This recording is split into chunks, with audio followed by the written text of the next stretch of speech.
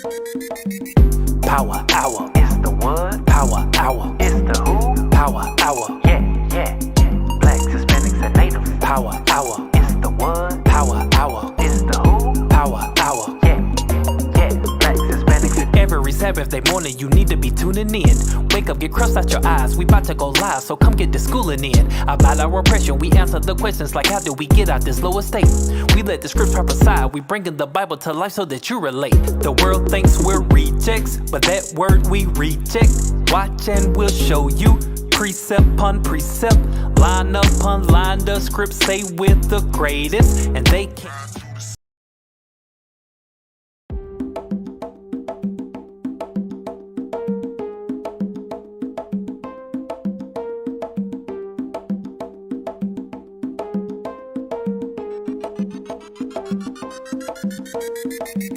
Power hour. It's the what? Power hour. It's the who? Power hour. Yeah. Blacks, Hispanics, and natives. Power hour. It's the what? Power hour. It's the who? Power hour. Yeah. Blacks, Hispanics. Every Saturday morning, you need to be tuning in. Wake up, get crushed out your eyes. We about to go live, so come get the schooling in. About our oppression, we answer the questions like how do we get out this lower state? We let the scripts prophesy. We bringing the Bible to life so that you relate. The world thinks we're rejects, but that word we reject. Watch and we'll show you. Precept upon precept, line upon line, the scripts say we're the greatest, and they can't debate it. Salvation is only for the blacks, Hispanics, and natives. Power hour. It's the what? Power hour. It's the who? Power hour. Yeah. Blacks, Hispanics, and natives. Power hour. It's the what? Power hour. It's the who? Power hour. Yeah. Blacks, Hispanics, and power hour. It's the what? Power hour. It's the who? Power hour. Yeah.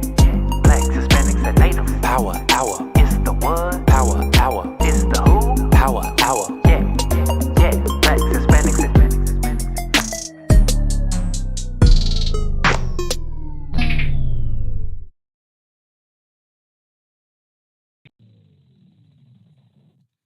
Shalom. Welcome to the Power Hour, Native, Latin, and Black Biblical Topics. Yes, in that order.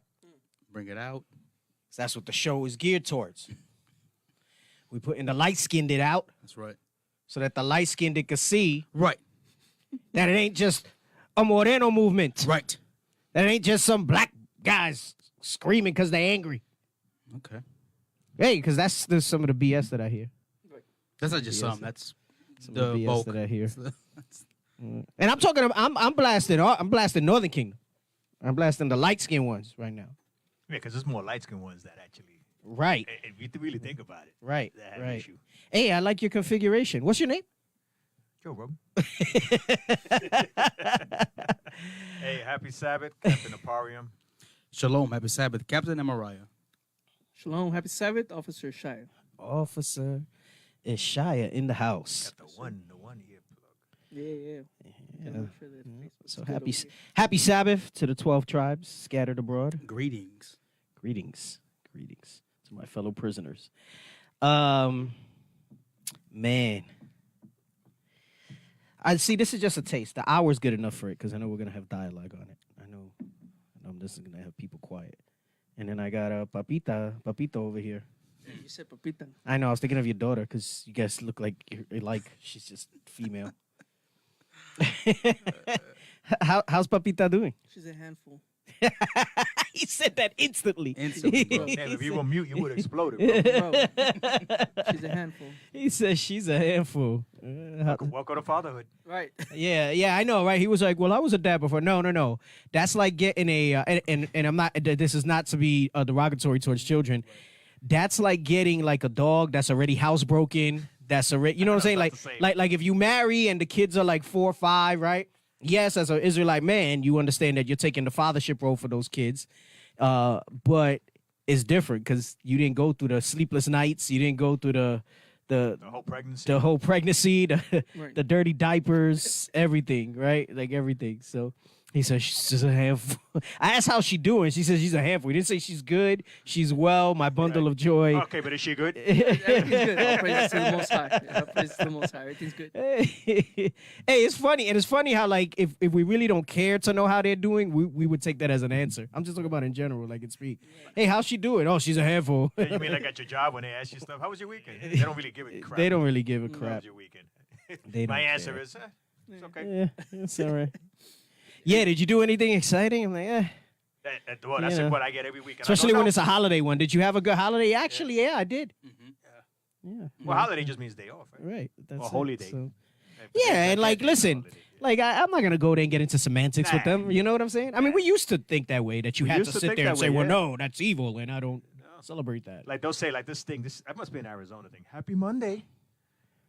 Oh, happy Tuesday. I'm like, so That must be I an look at them. I go, Arizona hey, thing. have a nice day. This is an Arizona thing. Because if you think about it, each of those days are really after pagan gods. Yeah. I'm not gonna say happy about that. Just me. Yeah, I don't give a damn about that. I'm just here. It's a day. I'm in captivity. What the I hell? know. Right. But I was so happy Just about another it. day. No. Hey, I'll give you another example because you and me were big on this in the beginning. I don't know if you probably still are but that's just him. Saying bless you. Like, no. Don't say bless you. Oh. Don't say bless you. I only say it to Jake. Right. Yeah. Hey, that's good. That's a only say long it's way. Jake. He wouldn't say it at all. You'd be like, I wouldn't say it at all. Hey, You're we right. just look at you like, Yep. you could be sneezing up a storm, bro. I wouldn't. Like this, to looking the other way. You know what I would do? Let me tell you what I would do. You need tissue? I mean, if you think about it, it's not really a sin, Nah. but it's actually it's stupid. Like it's a silly thing we do. Yeah, because when you look at when you know the whole purpose behind it, supposedly your heart stops. No. So you say, You're bless right. you, No. or that you're getting rid of ghosts. Yeah, that's what they say. spirits. And I it's funny. I realized the silliness of it when I was trying to explain it to my daughter like Thursday. Oh Dang. gosh. How was that? She's like, "Daddy, why do It we was a say that?" handful. And I I said, bet. and I was trying to think of a way to explain to her. I said, "You know, honey," I said, "it's just something silly that we do." I said, "It's just a saying that we say when somebody sneezes." When I was growing up, and if I was at my uncle's house and we would sneeze, we would have to say Alhamdulillah because they were Muslim. So that's like, thank you, God, for letting me live, because our heart stops, right? Supposedly, like it Supposedly, skips a beat so, or like, whatever. if we didn't say that, then it was like this big thing, like don't disrespect my house. So it was like back in the day. Oh, they when made I it like was a real young, big not thing. kid Oh, yeah, anymore. for sure. Damn. The year was 98, 89, all the way live. I think I was about 10. That's a jam, bro. We said, yeah, it was. Even I know that one. So. There's a lot of stuff. I'm Oh, trying you to ain't see how to. Trying Trying to see. No. But It's no, a lot, a no. lot. No, I'm not even talking about the news. I'm talking about some stuff that I was educated on this week concerning the Northern Kingdom tribes. So we're gonna talk about it in brief today. Well, now you have me intrigued, because That should have brought my Well, books. I don't know if you saw the show's title today. I didn't actually. No, we don't really know what we're going to talk about. Right. Yeah, we just freestyled it. That's, Yo, it's like whose line is it anyway, right? It's like it's like that show. Hey, that's what it is. you know yeah. what? Because here's what happened when we first started, right? Because now we're numbering episodes. When we were like on episodes number 1 through 15, I would pre-do the show. I would send you guys links, say, "Hey guys, read up" or whatever, and you fucking guys would never do it. Part of my language, but you never do it. No, we would. Nope, To a point. nope. I'm gonna own it. I'm gonna own it. So I said, you know what? I notice when I don't tell them, they actually do better. So you're saying back in the day, we're not a kid anymore. So today's title is The Lost Tribes. That's it? That's it. Dot. Nope, with a Question question mark. Like get Oh. Okay. The Lost Tribes? So in other words, are we really lost? You can see where we're going with it. Okay. So I was having some discussions. Well, first let me address this, and I didn't have you bring this out. Put up a map of South of America with the names of the countries, and as you do that, I'll preface what I'm going to say. So it came to my attention that through some of the Spanish, like Reino del Norte, I can't recall exactly which brothers were teaching it, but they were saying they were breaking down like Asher and Naphtali, and they were trying to bring out that, Venezuela is Naphtali. And then, so I'm gonna fix that real quick. Right. So that's the same face I had. And then it got me thinking, and again, because of the limitations of the tribes chart, we can only include so much. I said, something that we don't speak about often when you pull up the map here is when we look at the 12 tribes chart, right? So Issachar is Mexico, right? We don't need you to pull up Mexico, right? Mm-hmm. And then between Mexico and where Colombia is, right? So what Panama borders that. So between the border of Mexico and the border of Colombia, that's what's known as Central America, colloquially, right? Mm-hmm. And that is, so you have the Aztecs, which is the Mexicans. Then you have the Mayas, right? So that's Central America. Byzantine Empire. Right, so that would be Zebulon, right? So we call that Zebulon, right? So Zebulon's not just Panama, right? You got Costa Rica, you got some other things Basically, Central America with the exception of Honduras, Right. Guatemala. Right. Salvador. Right, Nicaragua, right, with the exception of Mexico, because technically they throw Mexico as central in there, right? Ecuador. And then when we get to Asher, we often say, because of the map, Colombia to Uruguay. And you know what? In fairness, I can understand where somebody might get confused with that, because, see, to me, automatically understanding, I draw the line in a loop from Colombia through Venezuela, through Guyana, Suriname, all those, right, down to Brazil, down to Uruguay. So I draw a circle, right?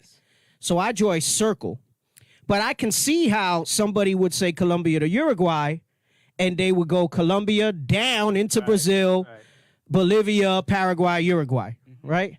So I said, all right, I believe I have my proper understanding historically with this. But I got to fact check it with the covert Ephraimite deacon. I know, he's looking at me like, who's he's like, who's an Ephraimite deacon? I got you now.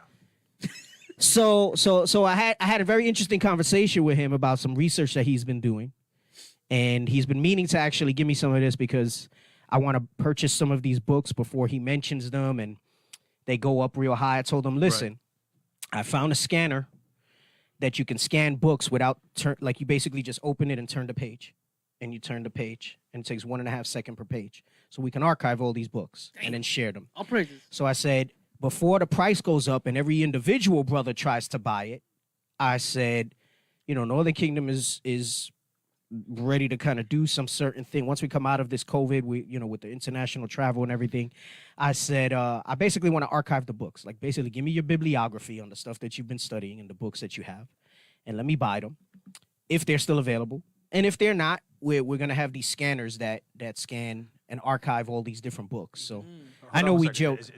Who's Mike? Which captain? Huh? Sister. Somebody said one of our mics. Oh, I guess that's me. I just Says Captain Amariah's microphone is low. Test. Azariah said. No, he says replying to Aparium. Oh. Test. Let me know how. It might be the gains. It's not this. This is for your headset volume. So it would be down there. So maybe the gain needs to go up. Okay. All the way at the top, the little black. So the gain needs to go up a little. All right, test. He needs some gains. Test. Can you let me know? Am I coming in loud and clear? Test. Lima Charlie. Test. It was Sister Azariah. He said Lima Charlie. Hey, Brother Adam said, "I need for my deacon wear." That's how I joke with Deacon Don, Brother Adam. I call him Northern Kingdom. Yeah, I say he's not really Judah because his affinity for us is too strong. Bro, the brother. Let me tell you, he was the deacon that, like, let me tell you, for Zephaniah, for myself, for Aparium, and I mention us because who else has been here for like a long time that people are familiar with them? Oh, Abiel, the Black Rhino. Aitan was our teacher. Aitan was the one that was giving us Northern Kingdom history. He embraced us, and he spent a lot of time with us with Northern Kingdom history. I mention us because we're like, I don't want to say the OOGs, but we're kind of like, so far. The OOGs. Yeah, so far those will we continue to endure. We're the ones that have endured out of the batch of Northern Kingdom brothers that came in. There's some other names there who I would not mention that were with us around that time, but they're no longer here and they went off into of the diverse And doctrines. again, we're talking Northern Kingdom. Northern Kingdom. So anyway, so back to the map, right? So then as I was looking at this, I said, I gotta address this clearly, because the 12 tribes sign says Colombia to Uruguay, but it doesn't mention Ecuador and it doesn't mention Peru. We assume it includes Bolivia and Paraguay, knowing that Naphtali is Argentina and Chile. So I said, to me, it's an easy fix. It's an easy fix to me, because if Asher is the Incas, understanding that history largely credits the Peruvians as the ancient Incas, That's true. then it's easy to surmise that Peru and Ecuador are also Asher as well, even though the map may not say it. So we had a dialogue about it, and he was, and we both basically agreed, right, that the Inca Empire was one of the most vast. So we were talking about how there's obviously some overlap, right?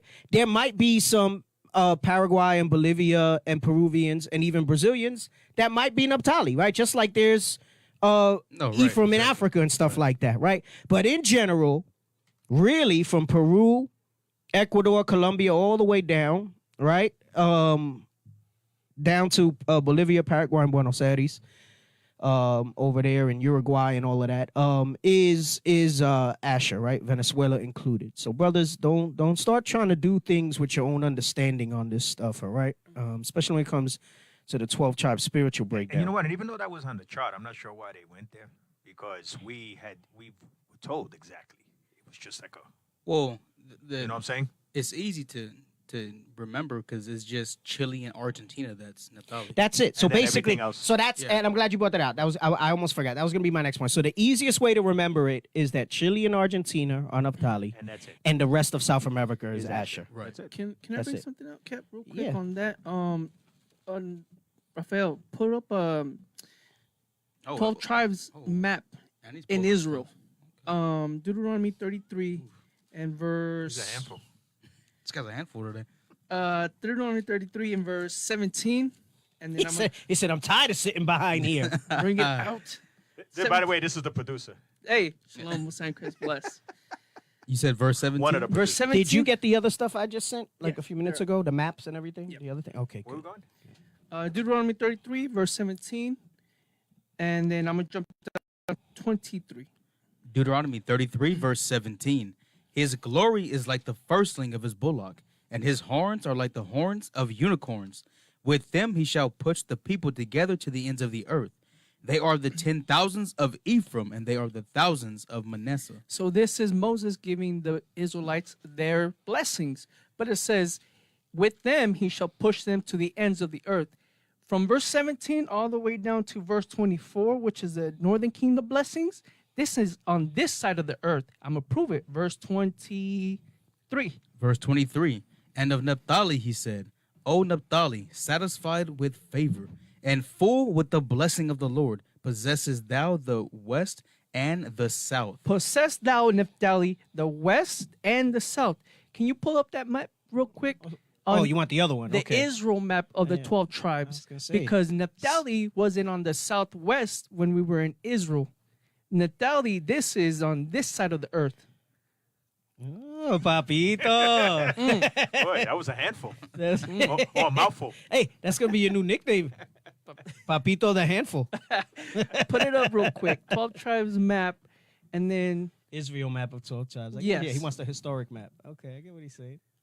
This And you is look why at their haven't been blessing and editing. their portion. Oh, Yes. Pinterest is the worst for that. Go Go to back, a different go one. back, Go go back. oh yeah, Go close back. that Because out. Pinterest starts Go down. spamming you. Any one of them. Yeah, that one's good. That one's simple. Is that Pinterest? No, that one's simple. That one's easy. It's not so convoluted. It just shows you the divisions.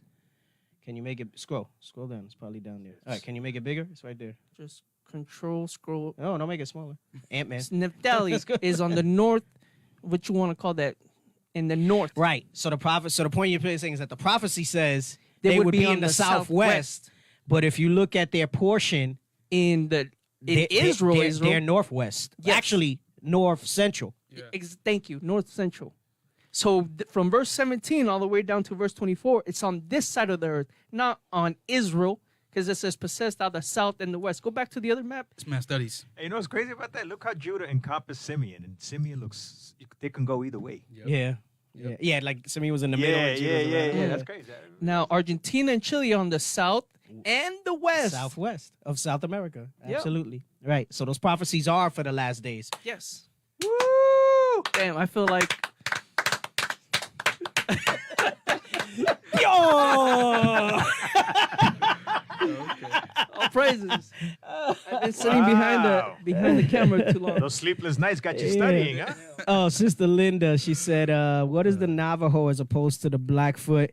That's just divisions amongst themselves, right? So it's we go largely by geographic, Yahushua by basically what he's saying. The bulk of the tribes are on the land of their respective territories. So that's why we say Reuben are the Seminoles, which were largely in Florida, but not only in Florida. Right. A lot of them fled to Mexico and Oklahoma. Yes, but largely in Florida, right? But as far as Blackfoot, Navajo, Cherokee, all the different inter-tribes they have, that's just Apache, that was like them distorted in a distorted way. You know how you were named after your father, right? Joshua was the son of Nun, whatever, blah blah blah. So they were all Gadites, but then they were also sons of their fathers. So they largely went into tribes of their families. That's all it was. So it's basically a subdivision of the same Gadites. All right. So it's the same thing. So basically, they're Gad. They're Gad. Seminole Indians are Reuben. They're Gad. All right. So that's that about Asher and whatever. Now, let's get, and if I have time, I'll get to the article. It's not overly important, but there's a good piece in here that I wanted to bring out about the article that from CNN. Let's get 2nd Ezra. All right. We want 13.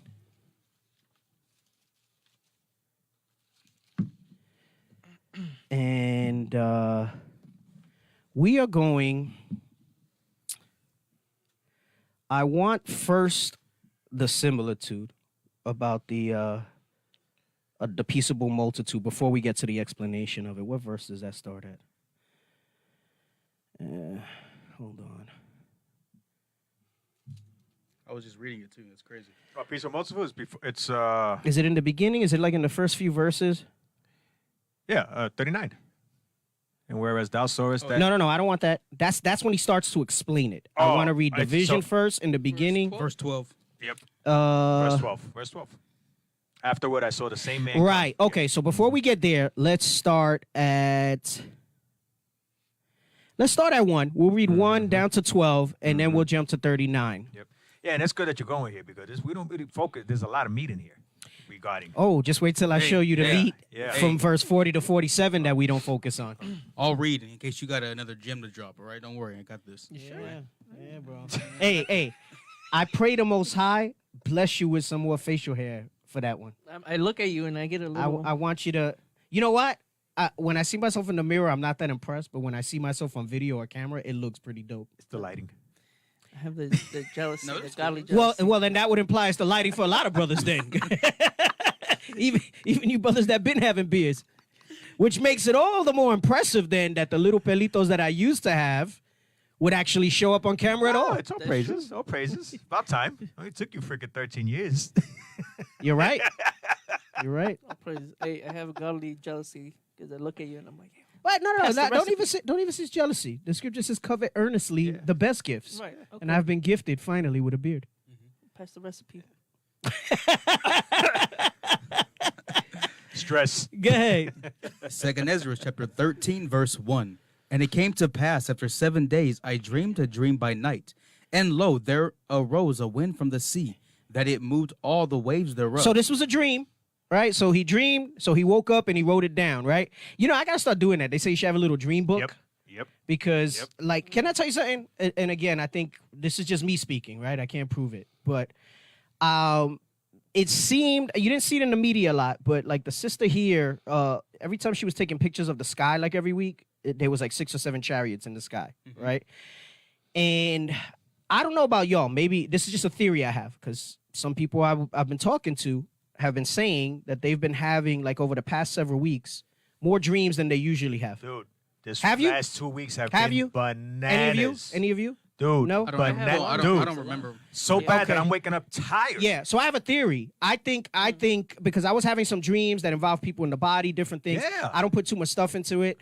I think the chariots were here, and because of that increased activity, we were having more dreams. Maybe it was more Northern Kingdom people. I don't actually know. pulled up a I don't Have know. a video on Joseph. this. These being- last 2 being the weeks have master been of dreams. bananas for I me, saw man. some chariots over there by where I Yeah. live. What about your dream activity? It's just a theory that I I have. just dreamed. Yeah. I just like him. I know my wife remember. was telling me she was having some interesting Yeah, dreams too. Yeah, it's been off the hook for me the last 2 Yeah, weeks. yeah. So I've been having Set more. off the hook. So I've been having more. All right. So anyway, I saw a dream and it made me think about that. I'm thinking the chariots I were think you're in the spirit activating. with We're that. activating some things in I think so too. people's cells.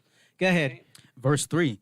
And I beheld, and lo, that man waxed strong with the thousands of heaven. And when he turned his countenance to look, all the things trembled that were seen under him.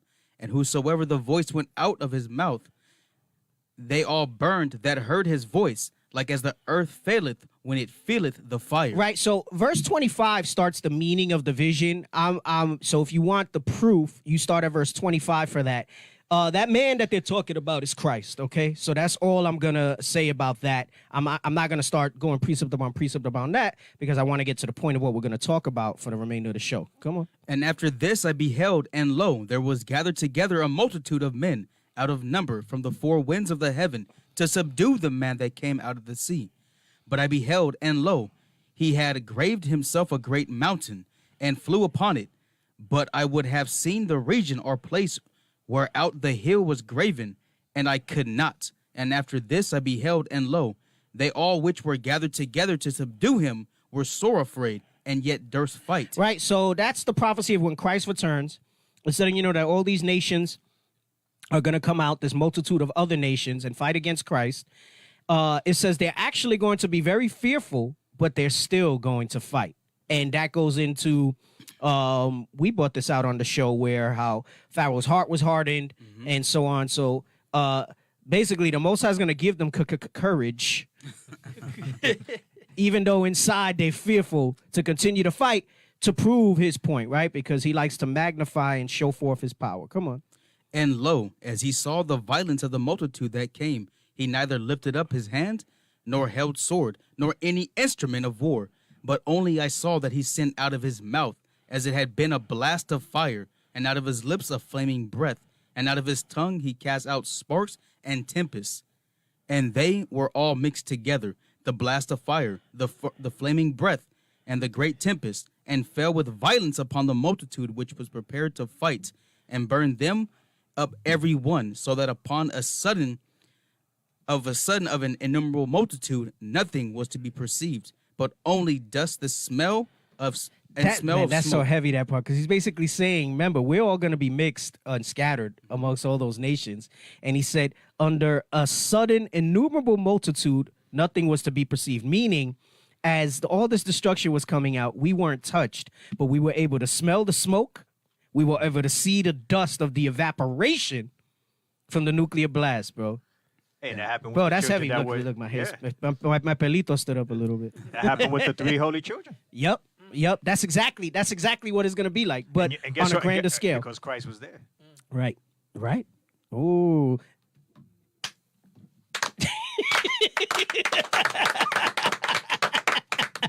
I'm a handful. I'm a handful. Come on, read on. When I saw this, I was afraid. See, he said when he saw this, he was afraid. He saw all this and it made him fearful. Come on.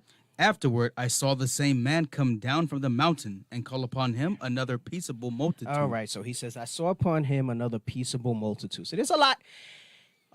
Ezra's is extremely heavy. Second Ezra's is extremely heavy.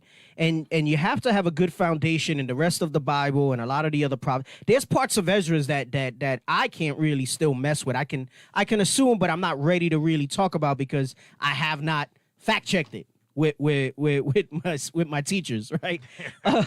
So there's a lot here being said, but it talks about how there was another peaceable multitude, right? So now go to verse 39. Verse 39, and whereas thou sawest that he gathered another peaceable multitude unto him. Right. So this other peaceable multitude is talking about the so-called Northern Kingdom, right? These were the tribes that under Persia were given liberty, right? Let's get Ezra 1 and 2. We'll read 2 through 5. In the Bible, yes. people online. Yes, In yes. the- Ezra in the Bible. 66. 1, 2 to 5. 1, yeah, and let's go 2 to 5.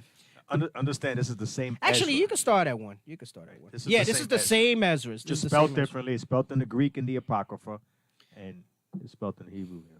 The book of Ezra, chapter 1, verse 1. Now in the first year of Cyrus, king of Persia, that the word of the Lord by the mouth of Jeremiah might be fulfilled, the Lord stirred up the spirit of Cyrus, king of Persia. See how the Lord stirs up spirits of the leaders of the other nation, right? Just like we were saying how it said they were so afraid of Christ, but they durst fight, and how he hardened Pharaoh's heart. It's God that can do that stuff, right? So he stirred up the spirit of Cyrus. It wasn't Cyrus decided to be a nice guy. It wasn't that there was a nice Elamite, right? Come on. That he made a proclamation throughout all his kingdom and put it also in writing, saying, Thus saith Cyrus, king of Persia, the Lord God of heaven have given me all the kingdoms of the earth. So Cyrus was giving credit, even though he was in idolatry with his own gods, he gave credit to the God of Israel, right? Because the Most High stirred that spirit up into him. And he says, God, like in Romans 13, when he says the powers that be are ordained of God, this is Cyrus acknowledging that, right? Come on. And he hath charged me to build him an house at Jerusalem, which is in Judah. So Ezra had secured a commission from the king to be able to teach and enforce the Jewish law, right? Even though they were still under Persian control, he gave them liberty, though, basically to say, you know what? You don't got to stay here. Do thou what thou wilt. You'll read it as we read on. Come on. Who is there among you of all his people? His God be with him, and let him go up to Jerusalem, which is in Judah, and build the house of the Lord, God of Israel. He is the God which is in Jerusalem. And whosoever remaineth in any place wherein he sojourneth, let the man of his place help him with silver, and with gold, and with goods, and with beasts, besides the free will offering for the house of God that is in Jerusalem. Right, so he says, and whosoever remaineth in any place where he sojourneth, right? So a sojourner is a foreigner in a strange land, letting you know that what he says is basically a foreigner. He says, and any of you who basically will not go up to Jerusalem to rebuild, he goes, I decree that any of these places that are under my authority, it says, let the men of his place, meaning, so if he was in another part of the world he had conquered, they're going to give them of their substance to help out these Israelites. So basically he granted them, they weren't in chains, they weren't in fetters of irons anymore. He granted them liberty. He wanted a portion to go up to Jerusalem to honor the Lord God of Israel. But then he also said, if some of you won't go, basically, if you remain where you sojourn, right? Some of them built families, some of them built relationships and things there. And they said, listen, we're free at least. He's now going to allow us to worship God, right? The way our God, the way we should. Let's just stay here. Let's just stay here. And he said, and if you're going to do that, the people of the land will bless you, right? Come on. So kind of like reparations in a sense, right? So they got reparations in there. It wasn't Trump. No, it wasn't Trump. Can I say that just real quick? Yeah, go ahead. Give me Proverbs 16:7 real quick, because Cap brought out a fact that Cyrus, we read it, gave us our liberty, right? And the whole purpose of that was, when we're going to continue to read down, was so that we can go ahead and follow the law, statutes, and commandments. Give me 16:7. The book of Proverbs, chapter 16, verse 7.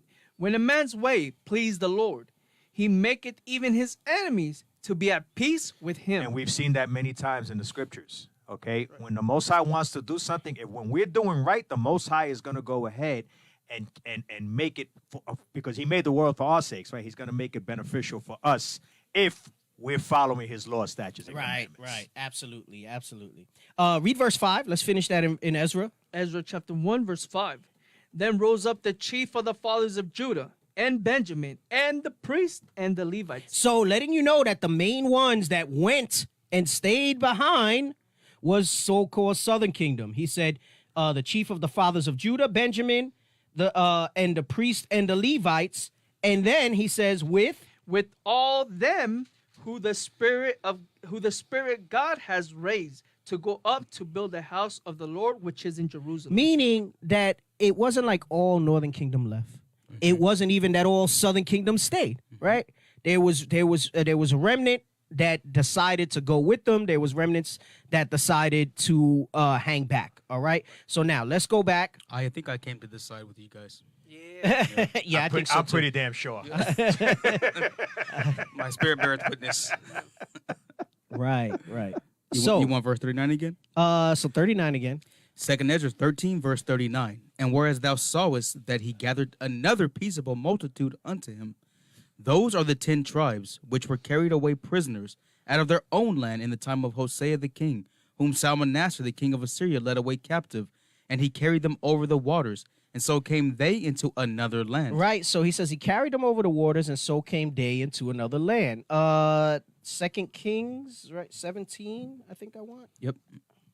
No, 1 Kings 17. Is it 1 Kings?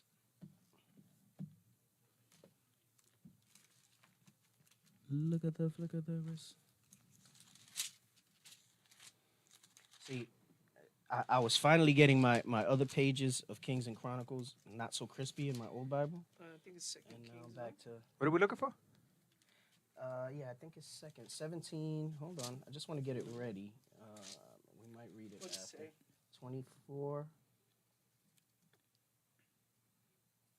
Bueller. Okay, yeah, I want to bring this out. 2 Kings 17 and 24. That's what I want, right? So you can understand when it talks about the king of Assyria carried them captives over the waters, and so came they into another land, right? 2 Kings chapter 17, verse 24. This is going into, actually, my Bible literally says it, Israel resettled with the Assyrians. So, all right, come on. And the king of Assyria brought men from Babylon, and from Cutha, and from Ava, and from Hamath, and from Sepharim, and placed them in the cities of Samaria instead of the children of Israel. So the children of Israel were taken right into Assyria, just like we read in Second Ezra's. And then what he did was he resettled these other nations into Samaria for a time, right? For a time. Because by the time you get back up to Christ and you read in John, there's a remnant still there because the woman by the well talks about our fathers worshipped in this mountain, the Samaritan woman in Samaria. But largely, because as we're going to read of the diaspora of the 10 tribes, all right, largely they came over here. And that's what we're really going to deal with, all right, in a moment, right? So it says, and they possessed Samaria and dwelt in the cities thereof, okay? Right. So this is that resettling that we just read about. So what I'm trying to show you is that in these 7 verses that we often bring out when dealing with Northern Kingdom, there is so much dispensation of time, not just per verse, but even within a verse, there's hundreds upon hundreds of years within verses. Right. And there's a lot more going on than what can be said in 4 or 5 sentences in a verse. All right. And this is, as we read on, I'm gonna explain why I'm prefacing it with that. Come on, let's go back to 2nd Ezra. Verse 41. But they took this counsel among themselves, that they would leave the multitude of the heathen and go forth into a further country, where never mankind dwelt. Right, so that means, just like we read in Ezra's, how the chiefs of Judah, Benjamin, and Levi, that the reason they say the chiefs, obviously it meant the people that went with them as well, is because the elders are the ones that sat down and took the counsel and said, well, what were you going to do with this liberty that Cyrus has granted us now, right? And they said, hey, let's leave the multitude of the heathen and go further into a country where never mankind dwelt, all right? Come on, read on. That they might there keep their statutes, which they never kept in their own land. So they said, hey, we keep copying these other nations. We got to move on, right? We need to move and go somewhere where we cannot be influenced by these heathen. Come on. And they entered into Euphrates by the narrow passages of the river. For the Most High then showed signs for them, and held still the floods till they were passed over. Right, so it says the Most High then showed signs for them and held still the floods till they were passed over. The flood is talking about the ocean. So it says they entered into the ocean, right? And the Most High showed them signs, meaning navigation, right? They understood how to use the stars and the waves and all this stuff that sailors know about, right? And to navigate somewhere. Come on. For through that country there was a great way to go. So to get to that place where never mankind dwelt, there was a great way to go. Come on. Namely, of a year and a half. A year and a half journey, right? So it means it wasn't a local trip. It wasn't a local move. You know how, like, you can rent a U-Haul Right. and you bring it back the same day? Right. No, this was cross-country, right? That's when you're going to leave the truck at the other place. You're not bringing it back to the original place that you rented They it had at. no intentions of Right. going back. They had no intentions of going back. Cross-continent. Right. So, right, cross-continent. That, you can say that, right? They went cross hemispheres. All right? Read on. And the same region is called Arsareth. So they had a name for this place, and it was called Arsareth. Now stop. Well, no, read verse 46. Verse 46. Then dwelt they there until the latter time. And now when they shall begin to come. Meaning that they did not go back, like we just said. They had no intention of going back, right? And that they would be there in the last days still. The bulk of them, right? The majority of them would be there in the last days still. So now, here's something that we don't often do. And we don't sit down and go into the detail of how much and the dispensation of time went into this. So let's go back up to 41 and let's start there. Verse 41. Actually, stop. How did they know the place was called Arsareth? If it was a place where never mankind dwelt, how did they know nobody was there? And how did they know to call it Arsareth? But it was obviously some prophecy or something about it, right? Nope. Oh, you're asking us. Yeah. I don't know. I'm waiting for I'm the saying because this is the stuff we don't think about. It's just heavy. Okay. It's a handful. So let me is a handful. let me paint the narrative and give you the biblical proof. Bring it out. Hey, Bob Rossett, all right? Vivid. I Let's need to go paint it up vivid. to verse 41 again. Verse 41. But they took this counsel among themselves, that they would leave the multitude of the heathen and go forth into a further country where never mankind dwelt. So you have to ask yourself, if they took this counsel, right? We know their motivation was to leave the heathen. Where was the knowledge, right? We would assume there was something prophetic that was revealed Right, unto that's them. what I thought, yeah. Right, yeah. No, and I think for a lot of years, we all kind of did. We never really looked into it that way, Yeah, you right? really don't, yeah. Right. Just took it for what it is. And If we understand that the council is of the elders, what are one of the main tasks that the elders are tasked with? to bring the heritage to continue. The Right. heritage. There's a history, There's a right? history, yeah. They whether it's records or oral Right. that they would bring on. Right. Which means these elders foreknew of a place where never mankind dwelt Ahead of time. and they already had a name for it. And you know what's crazy about Isaiah that? Because 45? you know what's crazy about that? No. Is that all life, right? We didn't have internet back then, Right. right? So all Right. we knew is life was the Eastern Hemisphere. Yep. Moses? So let me ask you, no. Let me throw this in there. Let me throw this in Let there. me take a drink. This is a handful. This happened around 533 BC. Yep. Right? Right, Approximately is what we know. Right. 539, 530. Right. Yeah, well, We know Esau with time or whatever is not always accurate. It's just an idea ranges. right. Let's talk about the Olmecs. Right? There's some people that write historically about the Olmecs, and they'll tell you the Olmecs were here before any of the other people were here. Mhm. We understand the Olmecs, all right, is Israel. Now, were this to be right, but we've always looked at it from a perspective of, well, yeah, they came because the tribes came, and the timing is off. Right. The Olmecs did get here before. That timing is correct. And if the Before Olmecs, if they came here before the 10 tribes, how do you think they were able to come here before the 10 tribes? I don't want to give it away yet. I'm trying to get this because I have to have people rationing through it, and I want us to really absorb it in. Damn. Okay, if the Olmecs are Judah, because they look very Judah typically, Right. so, Right. and they got here first. So it's a confirmation. The Olmecs are Judah. But the bulk of them Well, are just mixed, if, right? If they are, Okay. then, If then, the Olmecs are Judah, then, and they were here first, and we know with the understanding of the Bible that the Olmecs are Israelites, so we were here in the land. who had a navy? Oh, Solomon.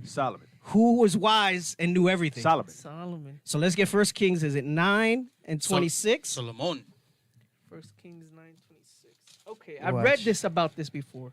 That how when they would go get tribute, maybe they got lost and found it. Yeah, it's 26. Lost? Well, so-called lost. Question mark? No, because 1 Chronicles 12 and 32, remember, the tribes were united under Solomon. So he had Issachar there to be his best navigator. So this is why I say if the Olmecs are Judah, I'm not saying that they're Judah because that's the narrative that that they were Africans, right? But we know feature-wise they look more predominantly like what we would say is Judah today, right? Yeah. So 1 Kings 9 and 26. The book of 1 Kings, chapter 9 and verse 26. And King Solomon made a navy of ships in Ezion Geber, which is beside Elah. So it wasn't like he had some rowboats, some canoes. Solomon made a navy. A navy is used to travel in the ocean, right? Over the flood. We're going to talk about Ezion Geber, right? So you can start getting those links ready in a moment to have ready. And then I think it's the Gulf of Akbar. So Ezion Geber, come on, which is beside Elah, come on. On the shore of the Red Sea in the land of Edom. All right, come on, read on. And Hiram sent in the navy his servants, shipmen that had knowledge of the sea, with the servants of Solomon. So he had shipmen with knowledge of the sea along with the servants of Solomon, meaning we understand from Chronicles that the Issacharites, right, had some understanding, okay? So they went on this joint venture, right? And in this particular verse, it tells you where they went, but that doesn't mean that he built a navy to just go on one expedition, right? So read the next verse. And they came to Ophir and fetched from the... So he used the navy to go to Ophir, come on. And fetched from thence gold, 420 talents, and brought it to the king Solomon. Right. So, again, this isn't going to chronicle every voyage, everything, only the most relevant. Solomon had a navy, right? And he had shipmen that had knowledge of the sea, right? And then we understand from, what is it? Is it in Second Chronicles? Yeah, 2 Chronicles. Get it? I'm Second getting it right now, Chronicles. yeah. I got it. It's 12 and 32. Issachar? No. And no, before the Gulf of Akbar, get me the other one. There was another one I sent. It's 9. Are you talking about 9 and 21? No, I thought it was 12 and 32. What's 9 and 21 say? So it backs up, so people think it's just Okay, one so script. get that and then also Okay. get 12 and 32. There is no 1232. Is it? Oh, I thought I had it wrong. Okay, so I thought I had it right. And My note is wrong Captain, then. you wanted 9:21. All right, that's it then. the book of Second Chronicles. No, First Chronicles 12:32 is what I wanted. But go ahead, read the one that he wants. Okay, this is to back up because it's in Chronicles also. Go Right. ahead. Second Chronicles, chapter 9, verse 22. 21. 21, I'm sorry. For the king's ship went to Tarshish with the servants of Hiram. Every 3 years once came the ships of So Tarshish, Tarshish is the biblical name for Spain. Okay. bringing gold and silver, ivory, apes, and peacocks. And King Solomon passed all the kings of the earth in riches and wisdom. Right. So that's- Yeah, that's good. That's a great precept for that. Let's 3 make sure we years. mark that on to go with all this that we're bringing out. That's First Chronicles 9:21, right? 21 and 22. Yeah. Right, letting you know that this was a regular thing for him. The Navy was active in exploring, right? We and did they trade. found these We did routes. trade. We did trade. And they said, notice, he said not only in riches, but in wisdom, meaning he started to chart the seas. Under King Solomon, we started to chart the seas. So going back to my point, I'm sorry, let's go to First Chronicles 9:32 so you can see when it says the servants of Solomon, meaning the other tribes, and then chiefly Issachar excelled at this, right? Come on. The book of First Chronicles, chapter 9, verse 30. No, 12:32. 12:32. Chapter 12, verse 32. And of the children of Issachar, which were men that had understanding of the times, and to know what Israel ought to do. The heads of them were 200, and all their brethren were at their commandment. Right, so whenever it talks about the times, and when it says understanding of the times, remember the Aztecs, they had their calendar, the Mayans did as well. Aztecs and Mayans and Incas, they had a lot of cultural trade, right? They were together quite a bit because the land masses were connected. But the point was, that's going into understanding of navigation. They excelled at that under Solomon's rule. Through Solomon. Now, back to what you read in Ezra, and we're going to talk about Ezion Geber in a moment, so you could just pull that up. So it says he had a navy in Ezion Geber, right? And you see here, it says it was a city of Idumea because Edom was under our control during the time of Solomon, right? And it says a biblical seaport on the northern extremity of the Gulf of Akbar in the area of modern Akbar and Eliat. Now, go to the Gulf of Akbar. And it says the Gulf of Akbar, right, is a large gulf at the northern tip of the Red Sea, east of the Sinai Peninsula, right, Mount Sinai, and west of the Arabian Peninsula. Its coastline is divided among 4 countries: Egypt, Israel, Jordan, and Saudi Arabia. Now, go up. Let's try to expand on the map here, the Gulf of Akbar, the map that they have there. I don't know if I sent you any other maps. Was this the only thing I sent? I thought I tried to get a bigger map. I thought I sent. Okay, so I didn't send it. Do me a favor. Google Gulf of Akbar, because there's a better map. I want us to see how the proximity to Solomon's kingdom, and why he chose there versus somewhere else to have it. And it's just geographics. And then do maps. Yeah, do maps, because the map that gives us the modern day. All right, and just zoom out because the red will stay there. So that's the Gulf of Akbar to approximately today, right? Go ahead, scroll out more. And you see where Israel is, right? Now that's modern day Israel's territories. We know that during the time of like the 12 tribes map he did, Solomon's kingdom was broader than that. This is where he wound up putting the Navy for the ease of getting through there, right? Again, this goes back to how they understood that they could go through the Gulf during the time of their release, the 10 tribes I'm speaking about, because the pathway was already charted. They just needed to recall it because it had been lost in the captivities after Solomon's rule, right? So it shows you here how it goes all the way down, right? And then scroll down. I mean, out. Remember, it said they went into Spain, right? So it goes out. So Tarshish, which is Spain. Oh, more. Keep going. So that means they had to sail around all this, right? To get there, right? So they sailed around Africa and up to Spain. Through these journeys, that wasn't just the only route that they were taking. They were basically going ahead and saying, hey, let's explore. So now back to my point, go to 2nd Ezra's again, right? I just sent you an image if you want to. Oh, okay. Let me take a look what you got.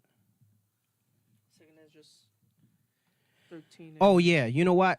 Send it on, how can we get it to him? Send it to my Telegram. All right. So get 2nd Ezra's again. Verse 41, they took this counsel. And verse 41, yes. 2nd Ezra, chapter 13, verse 41. But they took this counsel among themselves, that they would leave the multitude of the heathen and go forth into a further country where never mankind So it goes dwelt. back again. This is the elders. This is the one. One of their main things is to carry on the heritage and the tradition, right? And they said, let's go to a place where never mankind dwelt. Again, we don't think about this enough. Mm-hmm. Did they just randomly say, they assumed there was a place where men weren't dwelling? Right. No, you're right. That's a good point. There was explicit knowledge of this because of what we understand with Solomon's history. Solomon had a navy, he had wisdom, he had manpower, and he charted the globe. So when you look at the Olmec history and how the historians, because they're looking at it purely from that and not biblically, they say these were some Africans that came there and brought traditions. These were the voyages where they went and they found these places and they explored them and they realized there is no people there, but it's lush, it's support. Because not just, listen, a place where mankind never dwelt might be the middle of the damn desert because you can't grow nothing there. Right. You can't live there really, right? That's true. With infrastructure. Good point. So they knew that there was a place ripe with it. They also understood prophecy. Which means they divided the lands over here based on what the prophecy that Jacob gave them and what you read in Moses in Deuteronomy 33. And they said, hey, this might be what was foretold in the Bible. So we're going to settle here. Ephraim, you take this. Asher, you take this. This is why Columbus knew all of that. That's why Columbus knew all of that. He was a navigator, remember? He was a navigator, and you know how there's guilds, right? You know how you have like a different guild, blacksmith guild, navigator guild, sailors guild. It's probably one of those things that wasn't mainstream, but they had their own little, there's an understanding in the guild. Oh, that's just a story. No, there's a map. There's a this, there's a that, there's a notebook, there's a parchment. Because when you look at the where Spain is in comparison to where that Western Hemisphere is, it makes no sense that he got lost. Right. It was a straight shot to Hispaniola. Right. It's a straight shot. Right. Right. Pull up the Olmec picture. Did you get it? Yep. Can you pull it up? Look where Spain is. Yeah. Yep. Straight shot. You can't get. How you gonna get? He was a professional navigator. Yep. And then you look and again zoom it and make it bigger so we can see it. Yeah, so Brother Timothy sent me. Yeah, I like this, right? Because it shows you, right, some of the feature set of modern natives, My right? man over there. And you look at all that. Look at right? the bottom left. The one in the bottom left. Yep. Hey, and a lot of Zebulon or Central Americans still look like that. They still have a lot of them features. Mm-hmm. Full lips. Right. The wide nose. Right. And they were probably darker. That's the only thing I would say. They Yeah. were probably darker, right? Anyway, so they took this council, and then it had a name. We never asked, like, how did they know it was Arsareth? Because if the other nations knew about it, we know what their nature is. Cyrus was the king of all Persia. He was into conquering many kingdoms. He would have sent people there. What did they do when they found out about it during Columbus's time? They sent people here to take it over. That's in their spirit. So these other nations didn't know about this. Israel knew about this because the elders took the counsel from the history that they had, from the understanding of Solomon, and they said there is a place that we can go. Yeah, it says, and the same region is called Arsareth. Not Yes. will be called Arsareth, Right. or shall be called Arsareth. Right, They knew it right. was on land, and this is and why you- Columbus said, Arsareth is this place. These are the little Nuances. Little the nuances. little nuances, the little cracks that need to be filled in with some grout, with some plaster or Like that something cracker, like that. like the cracker with the hose. You put every Yes, right? yes. You put the butter in every hole. Yes. So let me tell you something, man. People got to stop with this hatred on Northern Kingdom and this understand. We are one people. And we just, the speckled bird has us just looking different in these last days. Hey, and I'm glad you brought out. I'm sorry that a remnant stayed behind and a remnant came with us Yeah, also. yeah. It had to happen. It's Right. prophecy. Was it not? Who was not? There was a not in Christ's time. There was, that Asher, because there's a prophetess of the tribe of Asher. no, and there was one Naphtali too. I think that you read in the Gospels. It says Well, the Toba tribe was of Naphtali. Naphthalim, they say. Naphthalim and Zebulon. of the Right. Gentiles. So Galilee you of the know, Gentiles. that there was a remnant there. The sister by the well was a Samaritan. So you know that they all didn't go. She was an Ephraimite. And you can imagine what that was like. They were probably like, well, no, I don't know. I don't know if I want to take that trip. You're telling me it's a year and a half? Right? Paul was the chief teacher to go wake up the Northern Kingdom. So Right. if they all went, then why was he waking up Northern Kingdom? Right. And here's the other piece that you got to realize in this. Here's the other piece.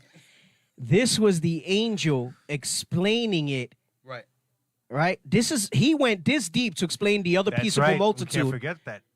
And Ezra didn't say, what the hell are you talking about? And whatever. He brought it to Ezra's remembrance because it was forgotten. And he said, look, your brothers are basically over here too. Ezra didn't say, they ain't got kinky hair and dark skin. Right. That's not my right, brothers. Right. He didn't question it.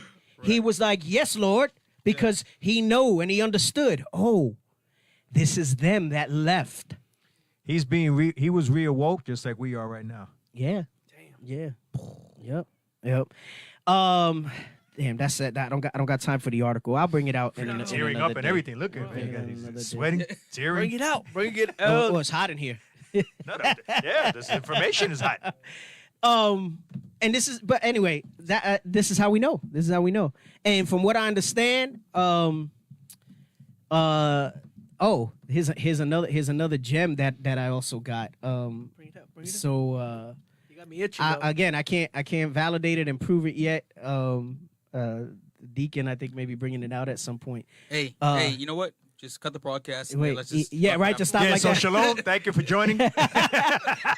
Hey, That's rotten. he was telling me that Ephraim are the sultans of Elam. I said, that's why Jerry looks like that. You say it as a joke because my son, or are you serious?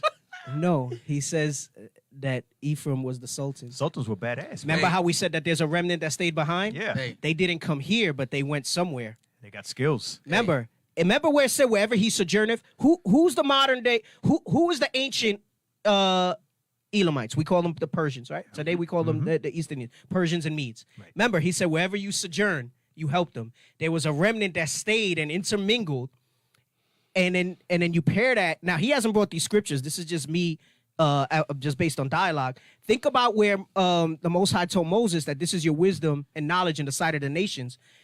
Ephraim was exalted among the people after the Persians and whatever their rulership came down. They were exalted among them because of the knowledge from the scriptures and how to judge matters. So they were elevated as kings, which were the sultans, and the sultans were badass. They also were able to fight. They were like the samurais of the Persians. I woke up today and I saw the thumbnail that was made for Deacon Aitan's class today, and I was already excited. Right. Now, but now you're bringing this stuff out. He didn't even give me this deep of a breakdown. He just sparked some of this in my head, and I said, I'm gonna do my best with what I got to try to lay it out. No, you prefaced it that it was right. just Yeah. But I went and I put this together based on what I know. He might have some other scriptures that I don't know about that's gonna come out. It makes sense. Yeah, we just had a general conversation where he was just like, hey, you got to think about this, because I started talking about the Olmecs, because I originally called him to talk about the 12 tribes. And the land, and we just started talking. So we started talking, and I was like, "Yeah, I've been reading about the Olmecs." So, and he and we've been speaking on and off about the Olmecs for a year. Me, him, and Abiel. So we started what's the, I can forget the nerds. The Olmecs, sometimes they're like related to, or in another way, they're not the Gunafaros or something like that. There's another term like for those two. Anyway, so we were talking about all of that stuff, and then I said, "Damn," I said, "You know what? This morning I was like, let me try to put some scriptures with it," and I said it'll be perfect for the show because I don't got the full breakdown. Right. I said, so let me bring a little bit out to kind of validate it. Maybe he might go to some of these scriptures. I don't know. Like I said, he didn't give me a scriptural breakdown. We just spoke about some books, and I said, okay, I got to bring this out. It just all makes sense when you interconnect it with the Bible on this. You know what else makes sense? That Ephraim was a sultan because who led us to the promised land? Right. Joshua. And there was many walls, the battles of Jericho and everything, man. So. He said Ephraim was an idol when we stayed back there. Like, wow. Like, we were into idolatry. We clearly were. It was basically like a mishmash of things, but we were exalted among a lot. And so he was talking about the Dalits and the Sidis, which also, when you go to Guyana and Suriname and stuff like that, don't assume all those people there are Southern Kingdom or they're Elam. Right. They're some of them may be descendants of Ephraim or other Northern Kingdom tribes there as well. Because you think about it, that's like the one oddball in South America, right? Right. It's like Guyana, Suriname, right? Yeah, Belize. Right. So, but no, it's remnants of our people still. Wait. Hold on. So then, hold on. So that means because Deacon Malachi has been pushing that if you're from Belize, you're automatically Benjamin. Nope. No. Sorry, Deacon. No. Hey, The majority, but not all of it. So if they hate light-skinned brothers and sisters that believe in the Bible and keep the commandments, how are they going to feel when looking like Persians and Middle Easterns come in? Right. And that's why in Revelations, was it 7 and 10? The multitude, the mixed it says the mixed multitude. How are they going to feel? Hey, what is this Ishmael Listen, doing let me here? tell you something. This is For why these brothers. Peter says not just Paul's writings are hard to be understood, but the Bible in general is hard to be understood if you don't understand all the history. Like just think about it. How would they have known where to go somewhere if not for the elders that were there saying, hey, there's a place where there's no people. Psalms And you know what? 119. That makes sense, Cap, because you just don't go out. Right, we were always sophisticated and educated. You don't take a trip like that, right? This wasn't the SS Minnow, man, where you were going on a 3-hour tour and you were going to end up on Gilligan's Island. This was like a serious thing, bro. I'm telling you, it's the spirit. The spirit is moving for this stuff to come out. You brought out a lot of stuff recently with your recordings that are going to be coming out. We've been talking about certain topics on the show and stuff like that. And there's some things behind the scene when we're ready to go out and push out. To deal more with this Northern Kingdom and stuff. The spirit is obviously moving for this levels of understanding to come out. So I had just text Deacon about this. He happened to call me, and it felt like back in the day where we would just talk and talk and It talk. felt like back in the day. Back in the day when I was young, I'm not a kid anymore. You But gotta some bring it full days I circle. wish I was a kid again. Hey, so we spent a little time just talking about all this stuff. So, and I told him, I said, hey, do me a favor, man. You got to get me the bibliography of these books. I said, so I can archive them for all the Northern Kingdom and for future generations that are going to come behind us. And I spoke to him about my theory. I mean, obviously it's just a theory, but I think, and I had seen it because somebody had mentioned it recently. I think on the show when they were like, if you remember how we always talk about there's more Northern Kingdom written history, the Most High knew we would go off further and we would need those type of books That makes and sense. and that understanding of that history present in the earth to bring our people back. Yeah, that makes sense. That makes Because a sense. lot of our own people don't know this type of history, these type, and let me tell you something. That's the great craftiness of taking our identity. Because without that, you don't start to think in terms of the biblical history of the Israelites. I'm gonna tell you something. There's likely there's those so-called Amaleks that because there's some amongst our people that say they give respect to them because they held our traditions so that they wouldn't get lost. No, God held our traditions so they wouldn't get lost. Because I guarantee you that the majority of those Amaleks don't even know this type of stuff. Nope. That That's Ephraim were the sultans. What a terrible thing to even the say. mixture of the Dalits and Anyways. no, there's been some. I'm not saying about IUIC, but there's Oh, some. no. I'm yeah. just saying in general because the Bible says contrary. It says don't give that which is profitable you to another. Yeah. That's ridiculous. Yep. The Damn white man's devils. still your God if you think like that. Yeah, right. Yep. That was it. So, Well, the mere fact that they just claimed that only Judah survived, Yep. is freaking Yep. ridiculous. Nah, man, we got a lot of work to do. We got a lot of No, work we- to do. that We we got do. we got some deep work to do. The field is plenteous, but the laborers are few. Yeah, man. We're We not got done, stuff to do. brother. And we got our Another handful. we got our Northern Kingdom. He's another proxy. Like he He's a said, he came proxy. with us. He's one that came with us. Oh yeah, for sure. He's a Levite that came For with sure. us. Y'all go in. Hey, send me a spot. I'll be right there. Go grab my bag. Anyway, I pray y'all get some understanding. Hold true to All this. praises. All right. Praises. All praises. Hey, it's amazing because how many times? Let me tell you, as I'm doing my 4 chapters, how much more can still come out of the scriptures. That's right.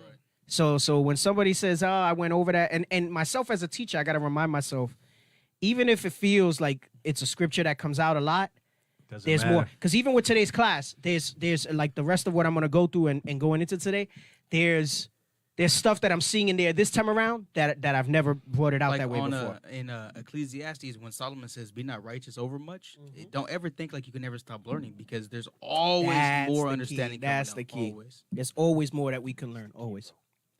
That's the key. That's There the it is. show. There it With that, is. we say shalom. Have a multitude of classes on different topics that go in much more depth than what we can possibly do in a radio show slot. All right, so make sure that you check that out.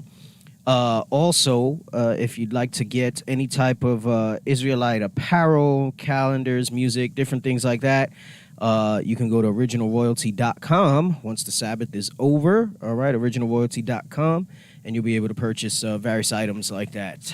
So, man, it's like, I don't know if it's the news or it's just like the availability of the news or if it's just the world. There's just so much going on, like every week. There's like so much to pick from, like to say, gosh, I think we could do one of those everyday podcasts and like just if we wanted to and talk about all the stuff that's going on in the news, right? Like just kind of, hey, let's have the dialogue about that stuff. So there's so much stuff. So, I was there. I was like, I have articles from before that I had wanted to go over. And I was like, I was going to bring one up. You know what we never spoke about? I think you sent the one from I don't know if it was Sports Illustrated or something about one of the football players, and it's like a 4-part series. Man, that thing was... Yeah, we got to talk about that one. And so I was leaning towards doing that one. And then I said, you know what? I'll save that. I've been wanting to do this one for a while. Because what I'll do is I might not read the whole article. I might read just a little bit of it. And if it makes sense, I'll say, all right, let me add it to my reading list, right? Like on the phone. Like that's like an Apple thing. Yeah. So it's like a bookmark, but, they call it a reading list, like a little organized, a little different. And so these two were next to each other. So I chose this one. This is actually a very old article that we're going to use for the show today.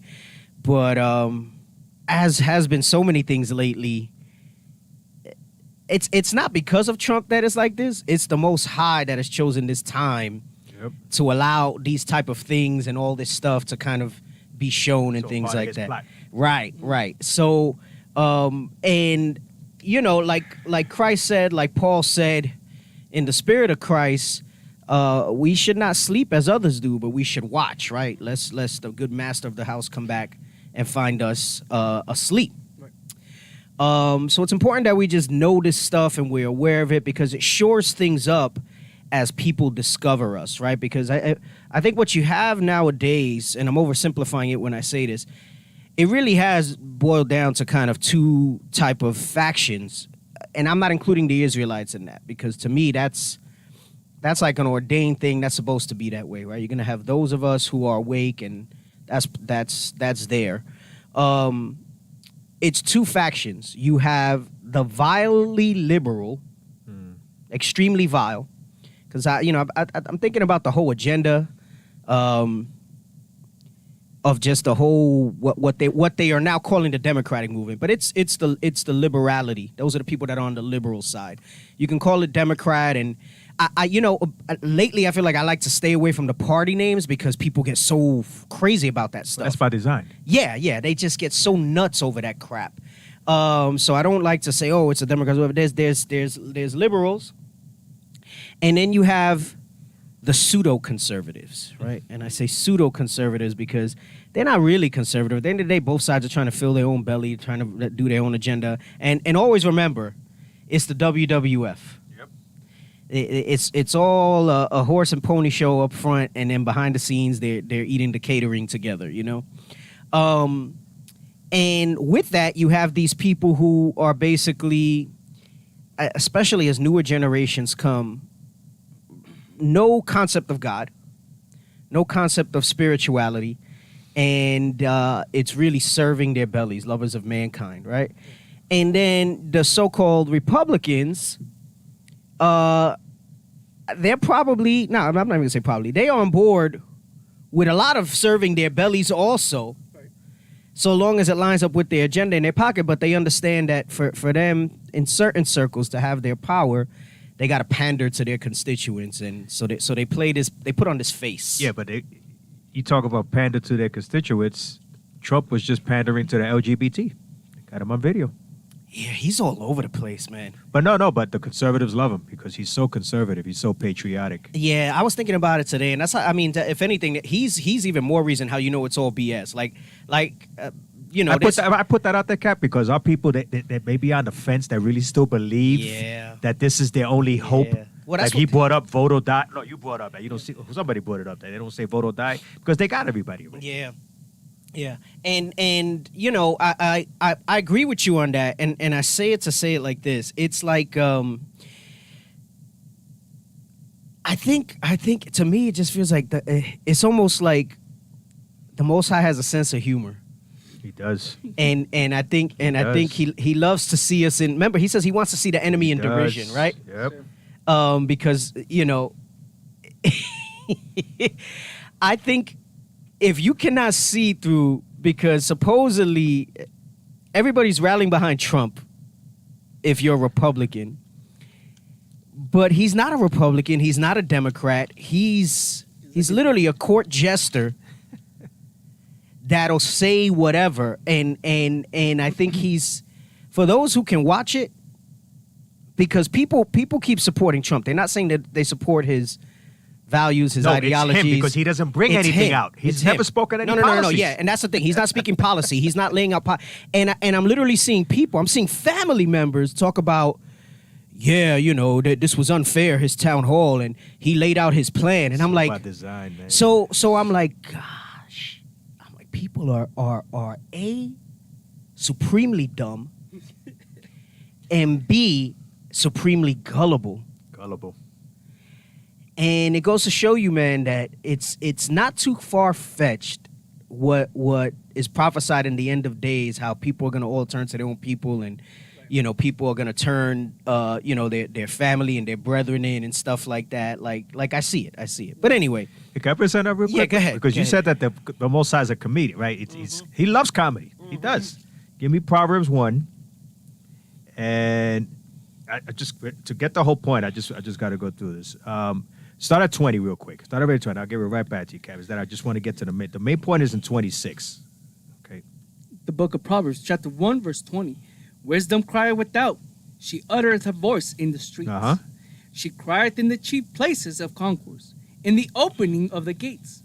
In the city she uttereth her words, saying. This is us right now. This is the first two verses was talking about us as Israelites teaching on the streets. bringing out the real wisdom, not this nonsense that we have been bamboozled with on TV. Go ahead. saying, how long, ye simple ones, will ye love simplicity? This is what Cap was just talking about, okay? Our people are simple. And I talk about our people. The hell with everybody. Hey, nobody ever went broke underestimating the American people is a famous saying, all right? But guess what? I don't care about the other nations. I care about my people. And the Most High God cares about his people only, which are the blacks, Hispanic, Native Americans, who are the Jews, the Israelites. And this is what he's saying. Read it again. How long, ye simple ones, will ye love simplicity? Uh-huh. And the scorners delight in their scorning, and fools hate knowledge. He says fools hate knowledge. Fools hate knowledge. He's talking about the true knowledge of this book. Go ahead. Turn ye at my reproof. Behold, I will pour out my spirit unto you, and I will make known my words unto you. Mm-hmm. That's how we here repented. Right. That's how you got brothers and sisters that have repented because he made his words known to us through the prophets, through the teachers. Go ahead. Because I have called, and ye refused. I have stretched out my hand, and no man regarded. But ye have set at naught all my counsel, and would none of my reproofs. All right, so he said, but even then, those that have heard it and have rejected it and rather vote for Trump or Biden or believe in the American system and the political system and all that crazy nonsense that was designed to keep you confused. The American nightmare? The American nightmare. But here's the main point from what Cap brought out about the Most High God. I also will laugh at your calamity. He say he will laugh at our calamity. Okay? So yes, the Most High is a jokester. He's putting all of this in front of us for that the simple ones can eat all this crap up because all the news in the world could just be his plan. Well, it is his plan, but could change tomorrow.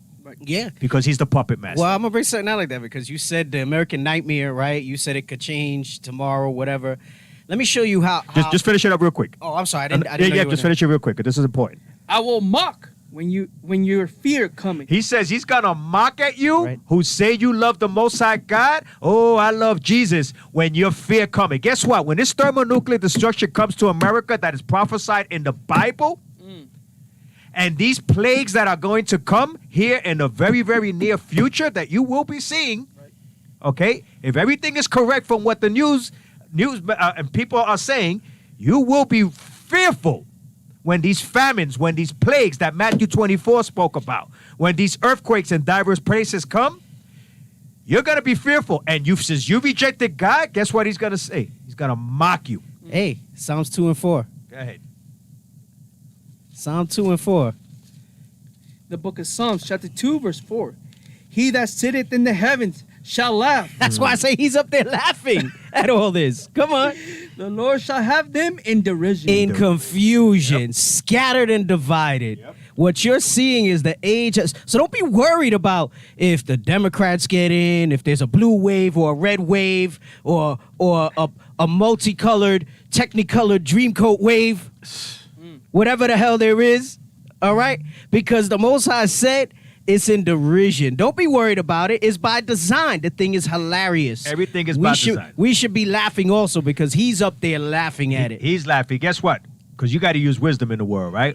When they ask me, so who do you think's going to win? I go, whoever fits the agenda. That's it. That's it. Yeah. That's it. Yeah. Whoever's going to win is going to be whoever wins. You see, it's all of the Most High. Remember, in Daniel 2:21, he setteth up kings and setteth down kings. Yeah, but the basis of men he puts in place too. That's that one too. All right, let me get. This is what I want to say. Job 20, and let's start at 4. Dealing with the wicked, right? Because you said the American nightmare. You said it'll change here and there. Goes to show you that it's the Most High that wishes what happens with them, right? Yep. Job chapter 20, verse 4. 20 and 4. Start at 4. Verse 4. Knowest thou not this of old, since man was placed upon earth? So it says, this is from old, since man was placed upon earth. You know what's heavy about Job? Some would look at Job and they would think that, like people are like, oh, what happened? What happened? Like, what's the purpose of Job, right? We understand it shows us how loyalty and devotion to the Most High, through all types of perils, in the end, you'll wind up triumphant, right? It gives us some insight into birthdays and how they're not right. It gives us some insight into how the relationship between God and the devil is, right? With God being absolute, because anything else, they make the devil almost equal or just a step below God. if because they make him seem like he's God's adversary, never understanding that when he's the adversary, he's our adversary, right? Not God's adversary, because God controls him, right? God's his boss, right?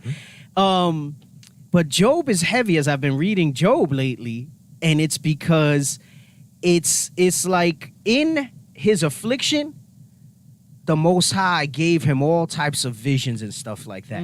Because some of the stuff, as you read Job, you're like, yeah, but what does that have to do with his affliction? Right. Yeah, why? It's no. What? nowhere, What does this do? What does that have to do with that? Nowhere, he starts talking about Leviathan. Yeah, like, no. The Most High used that opportunity to give him all these visions to put forth unto us, right?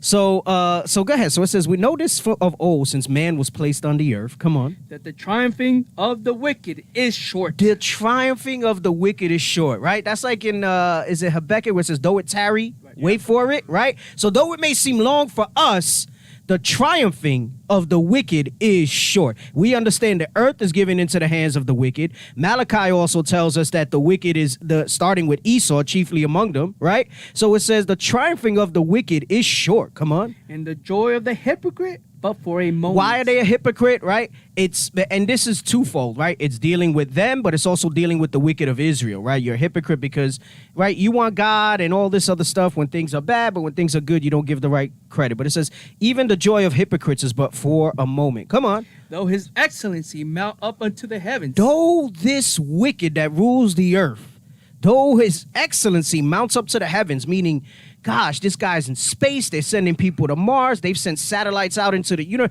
that though they got all this knowledge of man, right? Remember, it says, by the knowledge of man, they knew not God, but by the foolishness of preaching, they knew God, right? In 1 Corinthians. Come on. And his head reached unto the clouds. And his head reached unto the clouds. This is all his science, all his accomplishments, right? Yet he shall perish forever like his own dung. Yet he's going to perish forever like his own dung. Come on. They which have seen him shall say, where is he? When things are turned right side up, where is this guy, right? That's the same thing of like, is this the man? Yeah. Right? Come on. He shall fly away. I'm sorry. Go ahead. Is that verse? Yeah, verse 8. Yep. You got it. He shall fly away as a dream. It's going to be like a dream. It said, he shall fly away as a dream. Come on. And shall not be found. And shall not be found, because this is how you know this is talking about Edom without it mentioning Edom, because it says Edom will be utterly destroyed. After his time of servitude, not anymore will his seed exist in the earth. Come on. Yea, he shall be chased away as a vision of the night. As a vision of the night, meaning like a nightmare, right? Where it goes away and you don't even remember it sometimes. You're just like, damn, I had a bad dream. Yeah. What was it about?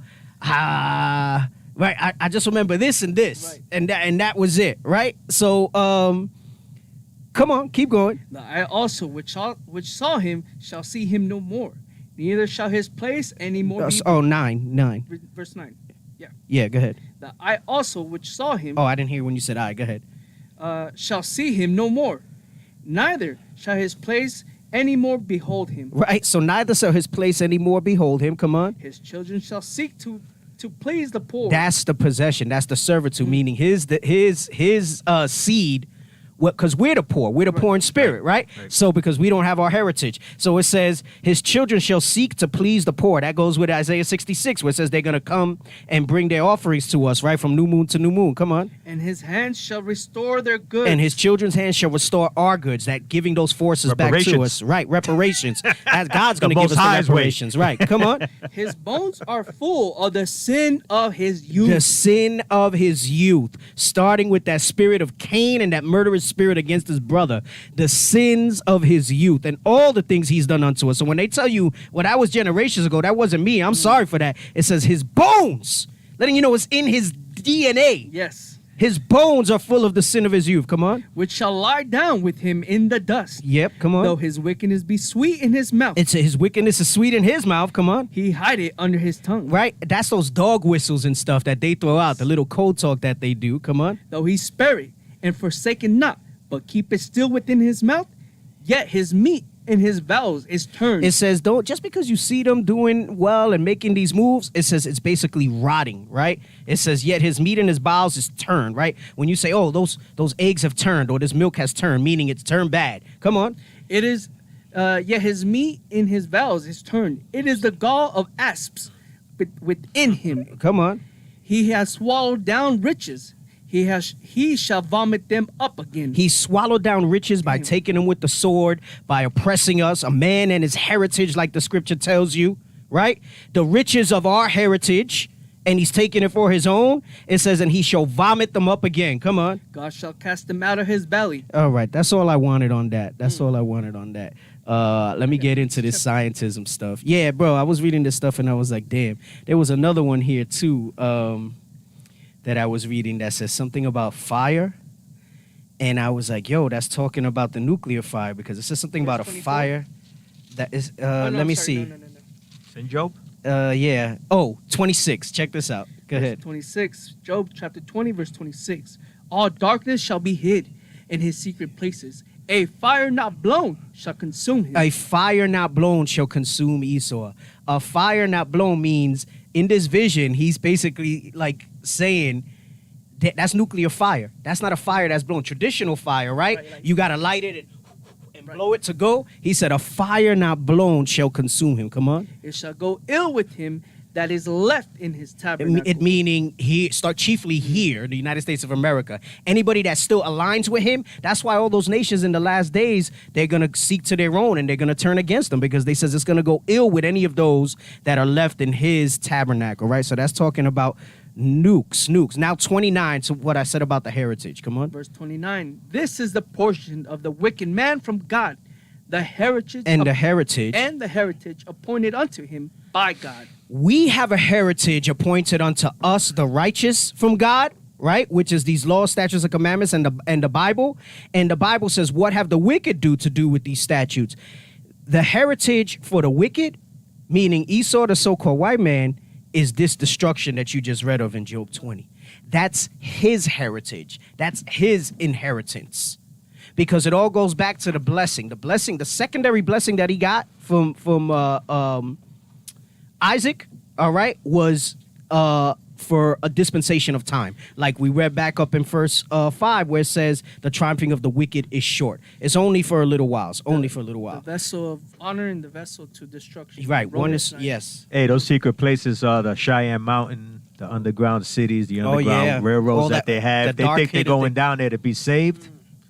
Even those that buy bunkers, even if those of our people that buy bunkers Right. Yeah. Right. You might be able to stay something off for a little while. for a but little while, you got to come up for air it's sometime. something, And bro. when you come up, all that nuclear This place is going to be a radiation's gonna smoldering. there. There's going to be a smoldering. All that radiation. The nukes now. I mean, you've seen those graphics. Bishop has played them in class, and it shows you the nuke, what the Hiroshima bomb was like, and its yield and the size and explosion, to the things that they got today, which would destroy the atmosphere wherever that place in that place is. And let's not forget that the Most High made those miracles happen in Egypt, and basically down the block, it did not happen to the Israelites. So people say, oh, well, if it destroyed the atmosphere, how come the rest of the world's going to be all right? No, he's gonna contain and localize that nuclear fallout right over here, Right. on this side. You know why is that going to happen? Because like in Egypt, the Passover, who was the Spirit of Christ, right, that passed over every house that followed the laws of the commandment of putting the blood on the door. That's exactly how it's going to be, but with the chariots taking us up. And understand that the scripture says that you're going to look at what was once America. It's going to be, you could be able to see the flames forever, eternally. Yep, that's that You are smoldering. not going to be Yep. able to inhabit America ever again, according to the Bible. It's gonna look like, you see that movie Constantine, when supposedly he goes into hell, where he puts his feet in the water with the cat or whatever, and when he gets there, it's this decrepit world with crash cars and everything looks like it's smoky and hazy and everything.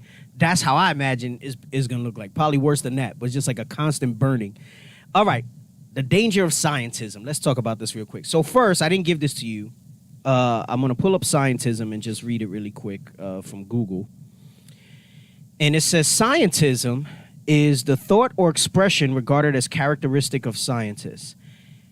It's the excessive belief in the power of scientific knowledge and techniques. The excessive belief, right? When something is excessive, it means too much on it, right?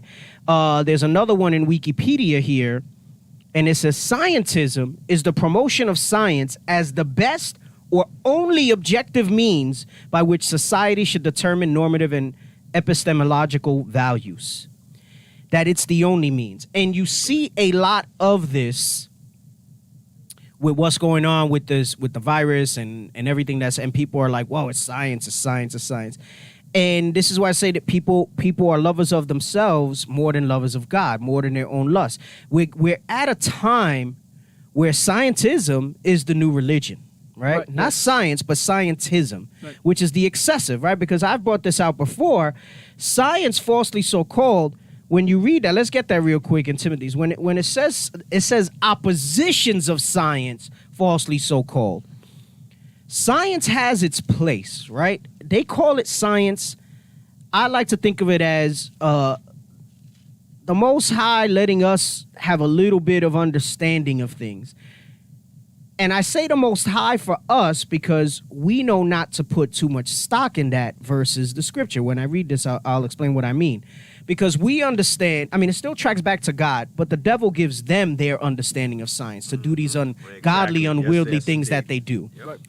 And I'll liken it like this. It's not really because it's part of God's plan, but it's like stolen secrets. So science in and of itself isn't bad. It all comes from the Father. Right. The devil didn't create it himself. Right. But there's certain things that we are not to toil with, and they toil with it. So this is why I say this is the benchmark you got to have when it comes to science. It's not necessarily bad. What they call science is to me is that Uman and Thuman, that spirituality that the Most High has given unto us. I liken it to this. One of the things with the Marvel Universe was they wanted to make everything and their powers and everything be rooted in an explanation, being rooted in science, right? So that it seemed realistic. So what seemed mystified seemed realistic. And then they started to transition now where some things can't necessarily be explained fully by it, meaning it's out your scope of understanding, but there's an explanation for all of it. So what we would call mysticism, what you would call other types of stuff like that, it's really just the unwieldable power and understanding that God has, that us in these vessels are not able to really deal with and mess with at this time. You'll hear the terms like, oh, you're playing God and stuff like that. Yeah. It's unruly for you to deal with it, and you can't deal with it, but they try to mess with it, right? And it's all part of the design. But read this real quick, because I'm kind of going off topic here. Go ahead. The book of 1 Timothy, chapter 6, verse 20. O Timothy, keep that which is committed to thy trust, avoiding profane and vain babbling. Right, so it says what's committed to his trust is this understanding, right? More things are shown unto us than men understand. So this understanding in the scriptures. Come on. And oppositions of science, falsely so-called. Right, so avoid profane and vain babblings and oppositions of science. Opposition to what? To what he's been entrusted with, which is the understanding in the Bible. So science becomes problematic when it opposes what the Bible says. So you have this group, you have these people out there that speak about science, science, science. And what happens is it becomes scientism, which is basically a religion. Invariably, people make anything a religion. Even us, right? We made the golden calves and whatever in absence of something being there. Yeah. So this becomes their religion, and they get upset when you talk about it that way because to them it's just that's it, right? But you're going to see by the very nature of their defense, by their dogmatism with this stuff, it's scientism is their excessive belief and that it's the only way that we should do something. This is why I say I got to do a deeper class on it. I was watching Raised by Wolves on HBO. And remember I was saying, like, I think it's kind of difficult for me the first time around to, you could kind of see some spirituality in it. But then it was a good show. It's Ridley Scott. He's all out there. I said, but one of the main themes was it was a religious faction warring against each other and a atheist science faction warring against each other. And basically, they destroyed the planet Earth fighting over their ideology, so they go to another planet, right? And you kind of have those same elements today, right? And Yeah. and there's always like some political undertones to the show. And in that show, basically, the religious are supposed to be like the Republicans, the Trump supporters, and the Democrats are the atheists in the show, right? Yeah. And it's just look, if it goes unchecked, this is what it this is what it's gonna come to or whatever. That's exactly what it is. But what's interesting about the show, back to my point about this, with their hypocrisy in their lambasting religion and creation and everything, is that they meet the same characteristics that they attempt to classify us that hold the Bible and creation to be true versus evolution and everything else. So the same way they try to dissect us, say, oh, you don't accept nothing else and you're this and you're that. Well, they don't accept nothing else and they're this and they're that also. And a lot of little underlying things, right? So let's read this article. It says, the danger of scientism when science becomes an ideology. And that's what science has become, an ideology. There are two major obstacles to a rich public discussion on Charles Darwin's theory of evolution and what it means to all of us. The most obvious obstacle is religious literalism, which leads to creationism, right? And so that's their way of basically trying to downplay the creation, right? And religious literalism is like us. Like, we take it literally that God said this and this is what happened. Right. What they don't understand, because they don't seek to understand, is that we understand that one day to us is like 1,000 years to God. So in that one day, we're thinking 24 hours. Right. There could have been thousands of years that were happening in what was a day to God, right? So it says, it's the belief the Bible or other ancient sacred texts offer the first and last word on how humans came into existence. And it's true. But what they don't understand is that within that, that's that unwieldable power of God that we're not able to wield now into how he formed it. Yeah, and then they're trying to well, this Yeah. could have been like this. Right. and We that's- understand that he spoke it, right? Through the Spirit of Christ, and it happened. Right. But because it's not really necessary for us to know right now, what that doesn't explain is all the processes of how it happened and Right. what was going on behind it and all that stuff, right? This is why I made the Marvel reference. This is why I made everything else, right? So they get so one-track minded that they just, they want to discover this stuff. And remember, you got to understand their spirit, from the Tower of Babel to the Cain spirit to what we just read in Job about their heads in the heavens, they're above the clouds. They want to sit and be like God. So they want to understand things that they don't need to understand because they want to recreate it. Right. This is what I say. They can't create water. There's drought in the earth. They can't fabricate food, right? Because you need seeds, even if you're doing genetic modification, right? Yeah, they're talking about growing meat in the lab and stuff like that, but you still, right? They can't just make it like the Most High. They'll never. The science has its limits, right? I was watching something the other day, and he said, science is only good for repeatable phenomena. And what we know from life is that everything doesn't necessarily repeat the same way. Meaning, we understand there's nothing new under the sun, but I'm talking about on a smaller scale. If variables are inserted, science starts to lose its ground. Right, so it's only good for certain repeatable phenomena, right?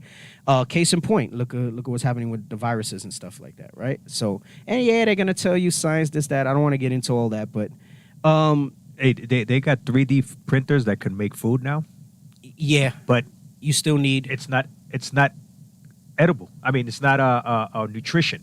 right, There's no nutrients in it. right, Damn. right. But just to show you how far they've gone. So, and I bring that up to say your point that they can make it, but it's never going to be made like God. Right, because they still need something else. God made something out of nothing. They still need some source, right? Whatever it is that they put in the 3D printer to make the food, they still need that, right? And then, like you said, it's not going to have the minerals, the content that it should, right? It'll be altered. So it says the second major barrier to a rewarding public conversation about the impact of evolution on the way we understand the world is not named nearly as much. It is scientism. Scientism is the belief that the sciences have no boundaries and will, in the end, be able to explain everything in the universe, but they won't. Right? There's like a quote from Isaac Newton that he says, gravity explains how the planets are in motion and how all this moves around, but it will not explain who set them in motion. Right? And they'll say, oh, Big Bang. Yeah, so one Big Bang kept the planet splitting. One Big Bang kept the universe. And that's if it's like they say it is, right? So Scientism can, like religious literalism, become its own ideology, right? The Encyclopedia of Science, Technology, and Ethics defines scientism as an exaggerated trust in the efficacy of natural science to be applied to all areas of investigation, as in philosophy, the social science, and humanities.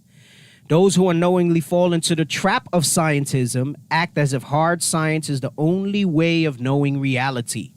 So the same way they come at us and they say through the Bible, this is what I'm saying, the same way that they accuse us, them with their science is the same type of thing. If something can't be proved through the scientific method, through observable and measurable evidence, they say it's irrelevant. So they ignore it. If it can't be proved through observable and measurable evidence, they say, oh, then it's irrelevant. It's not important.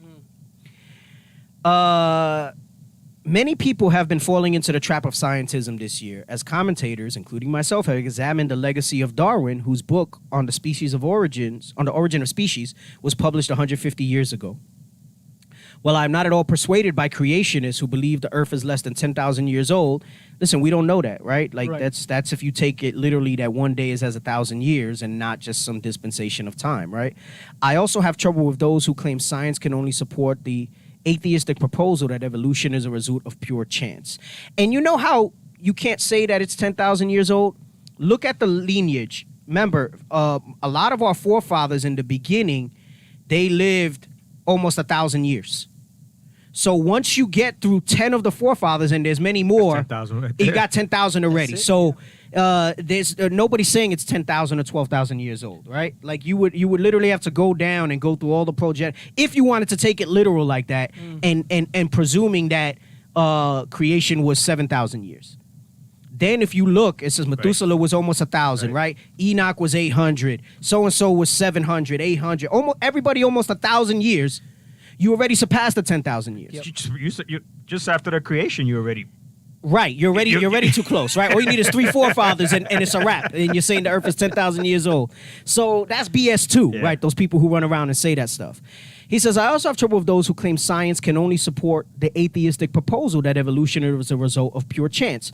So this is where we kind of fall, and it goes back to the opposition of science, that what they call evolution is them trying to make small and wield something godly and immensely spiritual that they're not supposed to know. They're mad because Satan won't show it to them. Right. So they fabricate a theory, right? Which means God won't show it to them, right? What God gives us enough. This is what it really means when it says more things are shown unto you. In here, he's given us everything we need right now.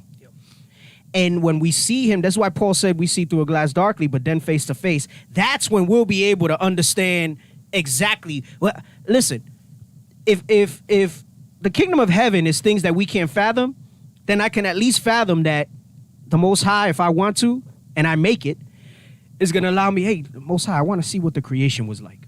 Can you show me, right? Remember, it says we're gods, but we shall die like men, right? We're carnal. So we're going to get all that knowledge and all that understanding. Right now, what we have is through a glass darkly, but that is enough. Hold fast, like he told Timothy, to that you have. Revelations, he tells you, hold fast of what you have till I come. Yep. And don't let these things sway you, right? Because you'll have some of our own people who they want to supremely dissect creation.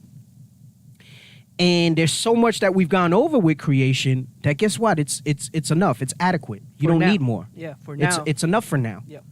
And you're going to let yourself fall off you're going to miss the whole train, the bus, and everything because you're too focused on something that's in the spirit of Esau. You're already a god. Yep. You're just suppressed. You don't need to know that stuff. It's the same yearning that Eve had. Yeah. And that's why Satan was able to exactly tempt her what and that make her is. go astray. Right. So some of these things that are deeper understandings that we don't have the knowledge of right now, you need to not let it pull you away from these scriptures. Can I bring a scripture real quick? Yeah, go ahead. Baruch chapter 3, verse 36. I got it, Captain. It says, he hath found all the way of knowledge and hath given it unto Jacob his servant and to Israel his beloved. So all the way of knowledge, like don't eat pork because it's dirty and nasty. He said, don't do that. I love you. All the creation, I did it for you. Hey, and not just that. he don't even say it's dirty and nasty. He Right. just said don't eat it. Right. Yes. Because it doesn't meet the criteria that I told you. We infer that onto it and say it's dirty and nasty and they're bottom feeders. And that's not wrong, Right. but that's not why he says don't eat it. He says don't eat it because I said don't eat it. Right. I gave you the way of knowledge. Because I told you that this is sanctified and this is not. This Right. is clean and this is unclean. And I think when we hear clean and unclean, we think that means the animal is inherently dirty, Right. like physically dirty. What he's letting you know is that it's not for you. Mm. It's not for you. Right, because he says it is for the strangers. Yes. For the other nations. Yes. So it's not for you. That's what makes it sanctified and unsanctified. It's not for you. I want you to eat certain things because it's not for you. You got to take heed to that. Because why? We're different. Yes. We're different than the rest of them. Though we all come from one common descent, which you read about in 2 Ezra 6, we are different. Yeah, we're built different. We're peculiar people. We're built Right. different. We're Right. built different from any other nation, man. Right. And with that, that means stuff like the dietary law. So he says such people maintain orthodox science cannot contemplate the possibility that the evolutionary process may include elements of purpose. This is an example of scientism. And this is the big thing. It's called intelligent design. There's purpose behind it. One of the scientists who appears to illustrate this view is Patrick Walden, who works at the Triumph Cyclotron Laboratory at the University of BC campus. Walden had a punchy opinion piece published in Monday's Vancouver Sun in which he began by applauding my proposal that public schools and universities expose more students to Darwin's evolutionary theory. However, while I greatly appreciate Walden's willingness to step out of the confines of academia and take on the role of public intellectual, I disagree with the second part of his commentary. Walden was bothered by my recommendation that the education system and the media help the public learn there is more than one operative theory of evolution. There are actually at least 12. So even amongst themselves, they can't agree. Sounds a lot like Christianity, right? So scientism is very much like these religions, where they have Lutheranism, Catholicism, non-denominational, Protestant, Baptist, Southern Baptist, Greek Orthodox, unorthodox, all this other stuff. He says there are actually at least 12 operative theories of evolution. So even amongst their sacred cow, they have division, right? So he says, Walden assumed I was challenging the general validity of Darwin's theory of evolution, but I wasn't. I think the proposal that humans evolved over billions of years from simpler life forms is a no-brainer, right? So this guy, I'm just using his article as reference. He's still kind of firmly on it, but he's open to some other stuff. And again, what they call evolution is just the process of how the Most High, they're trying to fill in the gaps for stuff. Going back to the thing in Marvel, I think in Doctor Strange, that's why I say it's such a good example when you look at those things kind of spiritually. In Doctor Strange, when he meets the Swinton, the actress, the sorcerer, right, the bald one, he's skeptical, and then when she shows him some stuff, he's like in awe. And when there's a scene, I'm paraphrasing it because I haven't seen the movie in a while, and they're talking, and he says something to the effect of, what about this and what about that? She goes, what you're doing with numbers and math and all this other stuff, it's all mysticism is what they call it in the thing. You're just trying to grasp elements of it. But since you don't have the full understanding, you can't do the full aspect of it, right? So being able to go up into space, that's a spiritual thing.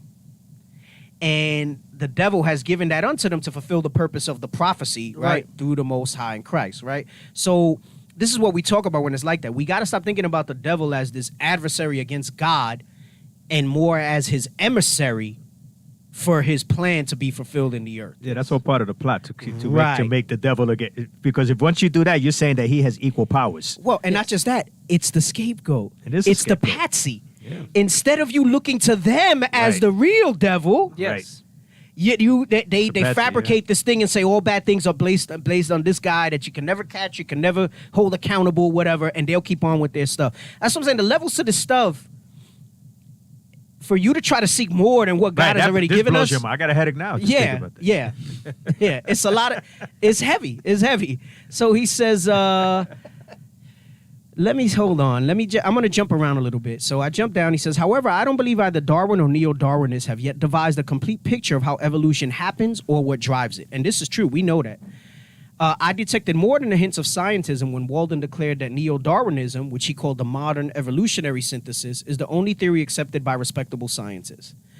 Walden said 4 of the other scientific theories of evolution outlined by Carter Phipps in his article in Enlightened Next Journal, including biologist Lynn Margulis' theory of cooperation, are mere additions to neo-Darwinism. Let me jump down. Let me read this. So beyond that, Walden said the other 7 proposed theories of evolution, some of which included philosophical and spiritual perspectives. So now what's happening is they're trying to hedge their bets. They're coming up against things that they can't explain as they learn more and more, right, with the human genome and everything. So rather than cave in and say, hey, creationism has some value, what they do is they try to subjugate it into their neo-Darwinism, right? This is what he means when he says some of which included philosophical and spiritual perspectives. Some of the other theories do include those type of things. And he says this particular guy is so dogmatic in his scientism that he says it's nothing more than pseudo-scientific speculation. As such, Walden said they are nonsense. In other words, Walden, whose viewpoint represents that of many scientists, appears to believe that any discussion of evolution that does not uphold chance as the only driving force is ridiculous. So if you say that it wasn't chance and that it was purposely driven, because once you acknowledge that it's intelligent design, now you have to change the narrative and try to find the undiscoverable. Here's the issue at large with science. The world uses science, or they did at one time, to try to explain the unexplainable. So they think that God was created as a fabrication by us, not that he created us, to explain what we cannot explain.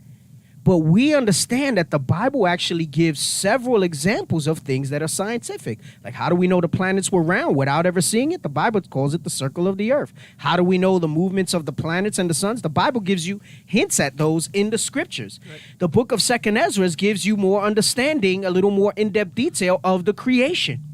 I went over how when it spoke about the waters and the firmaments, that Esau calls it the stratosphere, the atmosphere, this, that, and the other. There's different things to it. So they basically focus on that it's all driven by chance. He says this is blinkered. It defaults to atheism. And it assumes incorrectly that what we believe, the way we live, is always based on provable facts, which do not include conjecture, speculation, or imagination. Everything can't be validated with facts. This is where you come in and you get the scriptures, right? So it says science has always had a speculative component, as we see with theories about quantum physics and the Big Bang and evolution. So he just let you know that those things are speculative.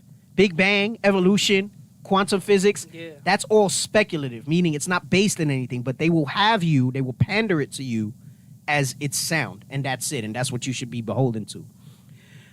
It says, arguing that any theory about what drives evolution that is not essentially neo-Darwinistic is nonsense reflects blindness to the insights that have been offered by philosophy, cosmology, and metaphysics, let alone the arts. In addition to suggesting Walden's approach reflects scientism, I would also say it is a manifestation of disciplinolatry, which is the conviction that one academic discipline contains everything that needs to be known about a subject. But he's breaking down these oppositions of science, these people who oppose the Bible, like to a T. And if anything, they sound, because we actually seem more open. I would never go and say it's evolution. I mean, I did brought it out of evolution meaning change, right? And we understand that, the Most High put us through a process of change and stuff like that. But they call it other things, right? Their whole thing, I had another one, we're not going to show it today. This is why I say I got to do this maybe as an in-depth class with more stuff broken down. I'm going to call it the destruction of evolution or something like that, so that we could really dissect it, show videos and stuff. There was another guy that he was saying that they use, because what they really say is that we all came from a bacteria. And from this little microscopic bacteria, you get all this life that you have, just through the process of evolution. Where did the bacteria come from? Right. So there's an interesting little 6-minute piece. It's a little sciencey, but so that's why I say I would need time to stop and break it down. Yeah. Right? Right. And they say the bacteria manifested. So that goes to show you their shit is all jacked up. And he was basically breaking it down how it doesn't make sense when you go deeper and break apart the processes of how bacteria add genetic stuff to themselves. So now they've kind of shot themselves in the foot with genetics and DNA, because it's poking a lot of holes in their theory. There's bacteria today. I haven't seen no person come out of the bacteria. Right. So check this out. So he says that by him and by these scientism people going through this stuff, they create a red herring, right?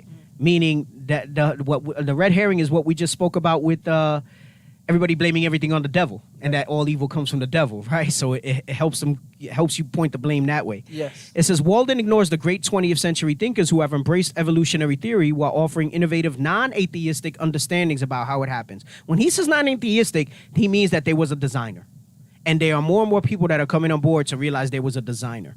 And countless other scientists and philosophers who are not easy to write off, right? So, for the sake of time, let me jump around a little bit. I might come back to the article. So one of the things they talk about, right? I want to look up the definition of dogma that I had there, right? Because dogma is usually ascribed to religious people. But based on what we read and how beholden they are to this stuff, dogma also falls under what this scientism. Gosh, this thing popped up and get all these ads. Can you close that? That heart thingy? Yeah, it's blocking the definition right there on the X. I know you got to be careful because if you click anywhere over it, the ads pop up. Yeah, right on the X. Up a little until You got see it. the little hand. It's still the triangle. Go down. If you refresh, maybe it'll pop away. That's true too. That's what I just did. Okay. So it says definition of dogma: something held as an established opinion. I like this one out of all of them because it's letting you know that it's an opinion. It's not facts. But look at definition C. It says a point of view or tenet put forth as authoritative without adequate grounds. Right. Anything that's their theory is dogma. It's dogmatic. It's a point of view or tenet put forth as an authoritative without adequate grounds. They tell you it's Darwinism. They tell you it's the Big Bang. They tell you it's evolution, and that's it. But they do not have adequate grounds to prove it, and it's starting to be broken up. And then you look at the definition of doctrine, and look at the first one, A. It says a principle or position or the body of principles in a branch of knowledge or system of belief. And then it says it's also known as dogma. So the scripture talks about not being tossed to and fro with diverse doctrines. And it's letting you know that what falls under that is these oppositions of science. This is why he said what he said. He said, hold fast with what you have and avoid those vain and profane babblings. Because that means that there was a sect of people at that time that were coming up with BS like that, with science stuff and all that things. And he said that is doctrines. That is doctrines, right? He said it in the next verse, in verse 21. Go ahead. It says, which some professing have erred concerning the faith. So yes, there were some of the Israelites that were like, hey, well, what about this? This God and Right, this because science belief. was out back then. Yes. Yes. And Okay. so some concerning professing that opposition of science, they erred. They fell out of the faith. Right. Luke was a physician, so there's some science Yeah. as when you're a physician. Yes. Involved in it. Yes. And if you think about it, under the definition of science, everything kind of falls under that. I was reading Luke last night, actually, and they were talking about the fishing nets, right? And how they cast out the fishing nets and they broke, so they called the other guys over to help them. This was after Christ had preached out on the ship. And if you think about it, it just popped in my head as you said that, there's science involved in that. That's science when you figure out how to make the net to not make too many holes, how to space it and knot it so that the net doesn't break, right? So, but it goes to show you how science can be broken down because they had the net set up to catch a certain amount of fish and it couldn't hold the fish that the Most High made plentiful out of nowhere. And right before that happened, he said, hey, we've been out all day and we haven't caught fish, but we'll do what you say, Lord. And the nets broke. It was so much fish. So they had to go and get some. All that science, too. So medicine. So things with how they sailing. That's technically science, right? Because wind currents and changes and different things like that. They didn't call it that back then. Right. But now science is basically just grabbed everything and try to just envelop it under its thing. Right. And say that this is it. And mind you, I'm not opposed to science. I've gone on record. I'm actually very into science. And when we played a clip from The Chemist, I've often said, I remember when I took chemistry when I went back to college. And as I sat there, like I was debating with the professor about the carbon dating. And at one point I backed him into a corner because he talks about the half-life of carbon dating, right? So this is why carbon dating is BS. I can't remember the exact amount of time and stuff like that. But basically he says they know stuff was this age because of carbon dating, because carbon decays at this rate. Right. And I said, okay. And it's some crazy number that it would take several lifetimes for you to know that it decayed at that rate. So I told him, I said, well, if nobody can live that long, then how can they take a specimen or a sample and know that that carbon does decay at that, right? There's so many variables in that. Well, because they'll try to say they take a small sampling and then extrapolate that. But that could be wrong. What if the dating speeds up? What if it slows down? What if the different environmental factors have something to do with I it? was going to say the environment. The Right. place So there's different things to do with that. And I remember him just chuckling because he said, well, this is what they teach us. Sounds like religion, Christianity. Yeah. Dogma. Doctrine. Doctrine. But I remember by taking chemistry, right, which was a pain in the ass, it actually increased my faith. Because it made me think about how Solomon saw all these things, how all this stuff came up. And I said, gosh, science solidifies my belief in the Bible, not takes me away from it. But when you fall under this dogmatic stuff in scientism, this is what jacks you up. So, intelligent design. Let's pull that one up real quick. And we'll end with the video piece when we get to that. I want to talk about intelligent design and common descent. So intelligent design, look how they like if I pull up the Wikipedia article on evolution, they don't talk about it this way. They don't call it pseudoscientific. Right. Whenever it's called something pseudo something or they try to put an ism on it, it's designed to like defame it, to lessen it, to cheapen it. Yeah. So it says intelligent design is a pseudoscientific argument for the existence of God, presented by its proponents as an evidence-based scientific theory about life's origins. So even though evidence is produced, they're so dogmatic that the authoritative powers, right, that's what determines doctrine and dogma, say that it's not. Proponents claim that certain features of the universe and of living things are best explained by an intelligent cause, not an undirected process such as natural selection. And this is why I say I got to go into some deeper because we got to break down natural selection and all that stuff. ID is a form of creationism that lacks empirical support and offers no testable or tenable hypotheses and is therefore not science. The leading proponents of ID are associated with the Discovery Institute, a Christian political conservative think tank based in the United States. So you see, they try to cheapen it and break it down, right? Let me see what it says. So they have two main arguments that they try to use. It says ID presents two main arguments against evolutionary explanations: irreducible complexity and specified complexity, asserting that certain biological and informational features of living things are too complex to be the result of natural selection. Detailed scientific examination has rebutted several examples for which evolutionary explanations are claimed to be impossible, right? So remember that thought. Actually, we'll do one more thing after the video. We'll end with the common descent. Throw up the video now, because what they're saying is that the complexity and biological informational features, right, of this stuff, they're saying it's been debunked by science. So let's go to a scientist, right, that talks about chemistry and molecules, right? And this is just a little, he don't even get real deep into it, but he's basically saying kind of everything that's been brought out. Turn up the volume. It's slow. Right there. The more we look at the chemistry of life, the more we find those solutions that have been anticipated. And the more we find complexity, the more we find information. So I'm really excited about chemistry and biochemistry in general, because I think the molecules speak for themselves. So stop.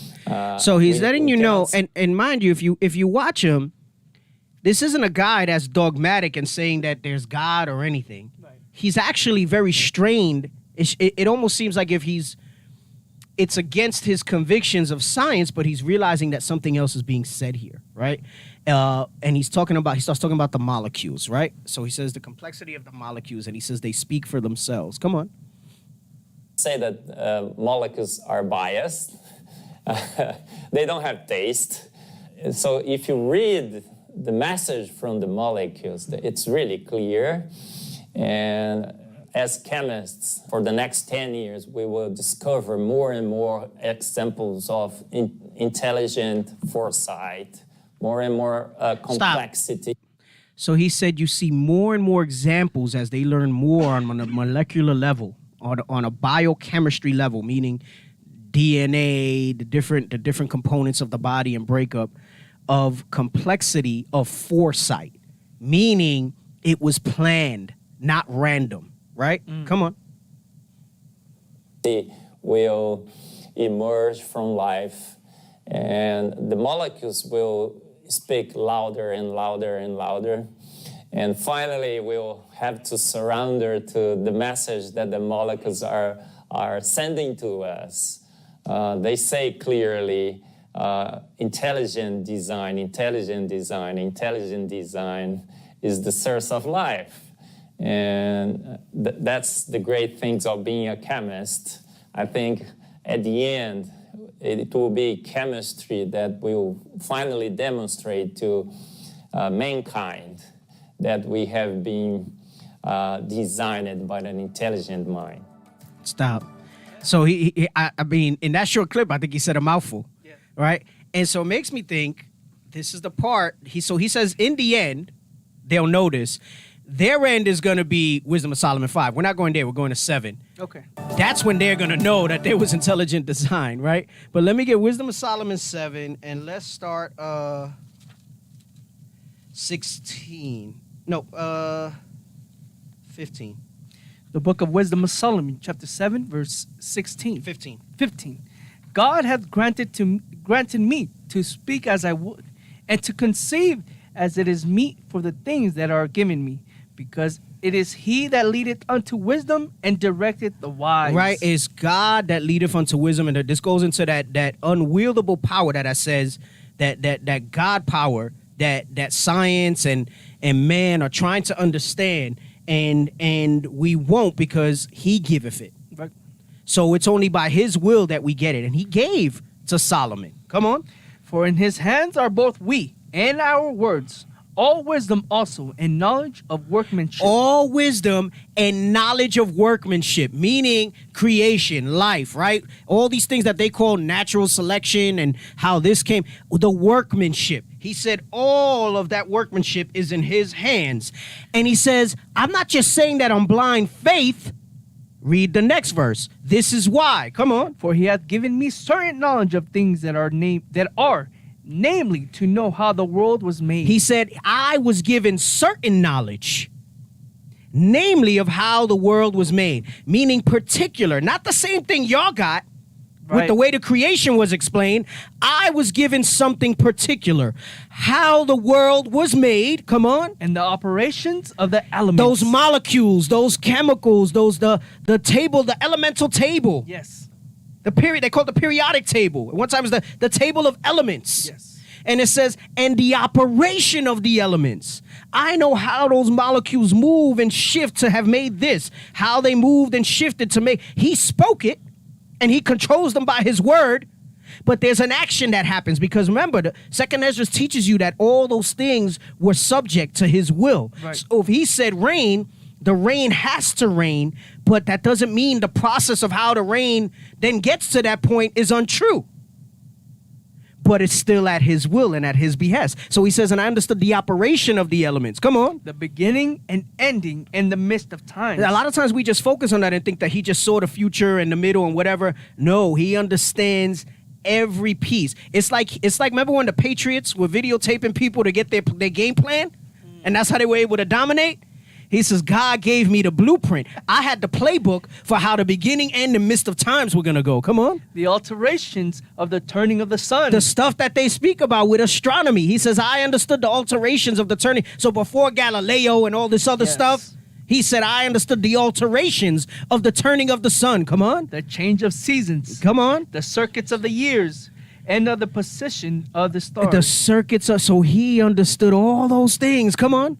The nature of living creatures. You know how they go and they do those animal shows and whatever. Those things are good, right? They observe them in their habitat. He says, no, without ever having to do that, God gave me that understanding on all those things. Come on. The furies of the wild beasts and the violence of winds and the reasonings of men. Psychology. He understood the what they call psychology and psychiatry today. He understood that. Come on. The diversity of plants. The diversity of plants. So he knew what plant was for this, what plant was for that. Come on. Botanist. Yes. And the virtues of roots. And the virtues of roots. Come on. And all such things that are either secret or manifest, them I know. So he's basically telling you the things that are manifest, this stuff, I knew that, and that the more in the secret stuff. And this is those molecules speaking that they're trying to decipher. That this guy, you see him at the end, he goes, the more we study, the more we realize that this thing was by design. Yes. That it was by design. Hold on, I want to look at one more. Go ahead, talk. He said at the end, we're all going to come to a conclusion that it was made by something like a higher power. And he didn't say a higher power, but he said it's like we're going to come, it's like by some intelligence that is unknown. At the end of the day, you're going to know it's God that made all these things. They don't want to say God. They don't want to profess God, because then there goes their whole thing of we are scientists and we have that kind of power and intelligence. Go ahead, keep talking. I want to make sure I bring this out the right way.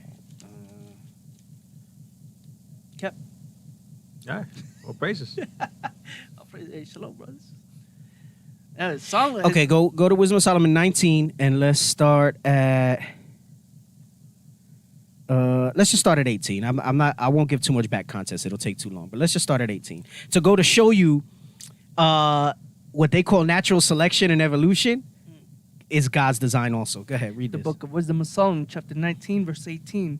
For the elements were changed in themselves by a kind of harmony. So he's letting you know that the Most High can manipulate the elements, right? Those molecules, those chemicals, right? He says they were changed in themselves by a kind of harmony. Come on.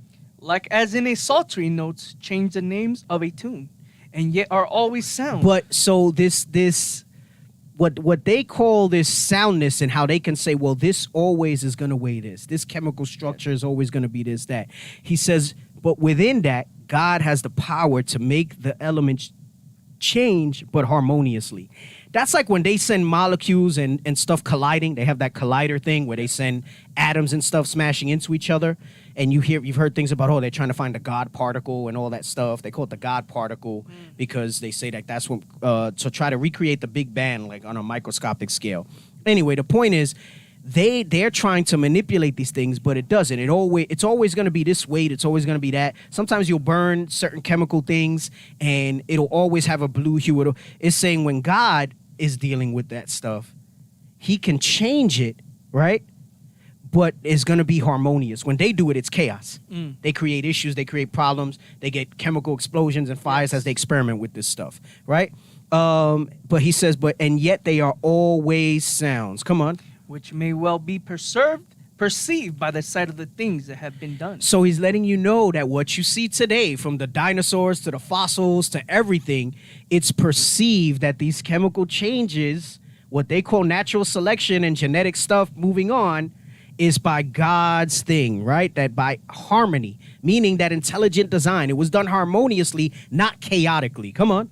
For earthly things were turned into water. So he says, so earthly things were turned into watery, right? So they're telling you there was more land mass, there was less, all these theories that they have. So he says, so I turned earthly things into watery things. They also talk about what? Mammals evolved to be in the ocean. They talk about the whale. How did the whale, look at cows and look at hippopotamus, and they eventually went in there. It says God made earthly things turn into watery things. Come on. And the things that were before swam in the water now went up to the ground. Man, let me tell you something. The Bible, you better shut the hell up with all your stuff, bro. The Bible giving you all this stuff.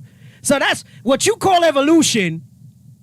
Way before, remember, it said Darwin's book was 150 years ago. Right. Solomon was thousands of years ago. Right. And it says, and the things that before swam in the water now went upon the ground. It's covered in here. This was written way before anybody came up with their theory of evolution. And it's letting you know it's by intelligent design. Come on. The fire had power in the water, forgetting his own virtue. So while y'all don't understand, right, because fire and water shouldn't do this, letting you know, he's giving you a little insight into how he dried up watered parts. He said he made the fire have virtue in the water to what? Think about it. It evaporated water in certain places so more land could be in place. Come on. And the water forgot his own quenching nature. Come on. On the other side, the flames wasted not in the flesh of the corruptible living things. So can you imagine the dinosaurs walking by and stuff, and there's they call that terraforming today. The Most High was changing the landscape, and it says the fire was not touching these things. Hey, it said in the water forgot. That means that water has life. Yes. Yes. Okay, Yes. but it forgot because the Most High God controlled it Yes. for that moment not to do what it needed to do. Yes. Come on. Yep, you're absolutely right, bro. This thing is heavy. Come on.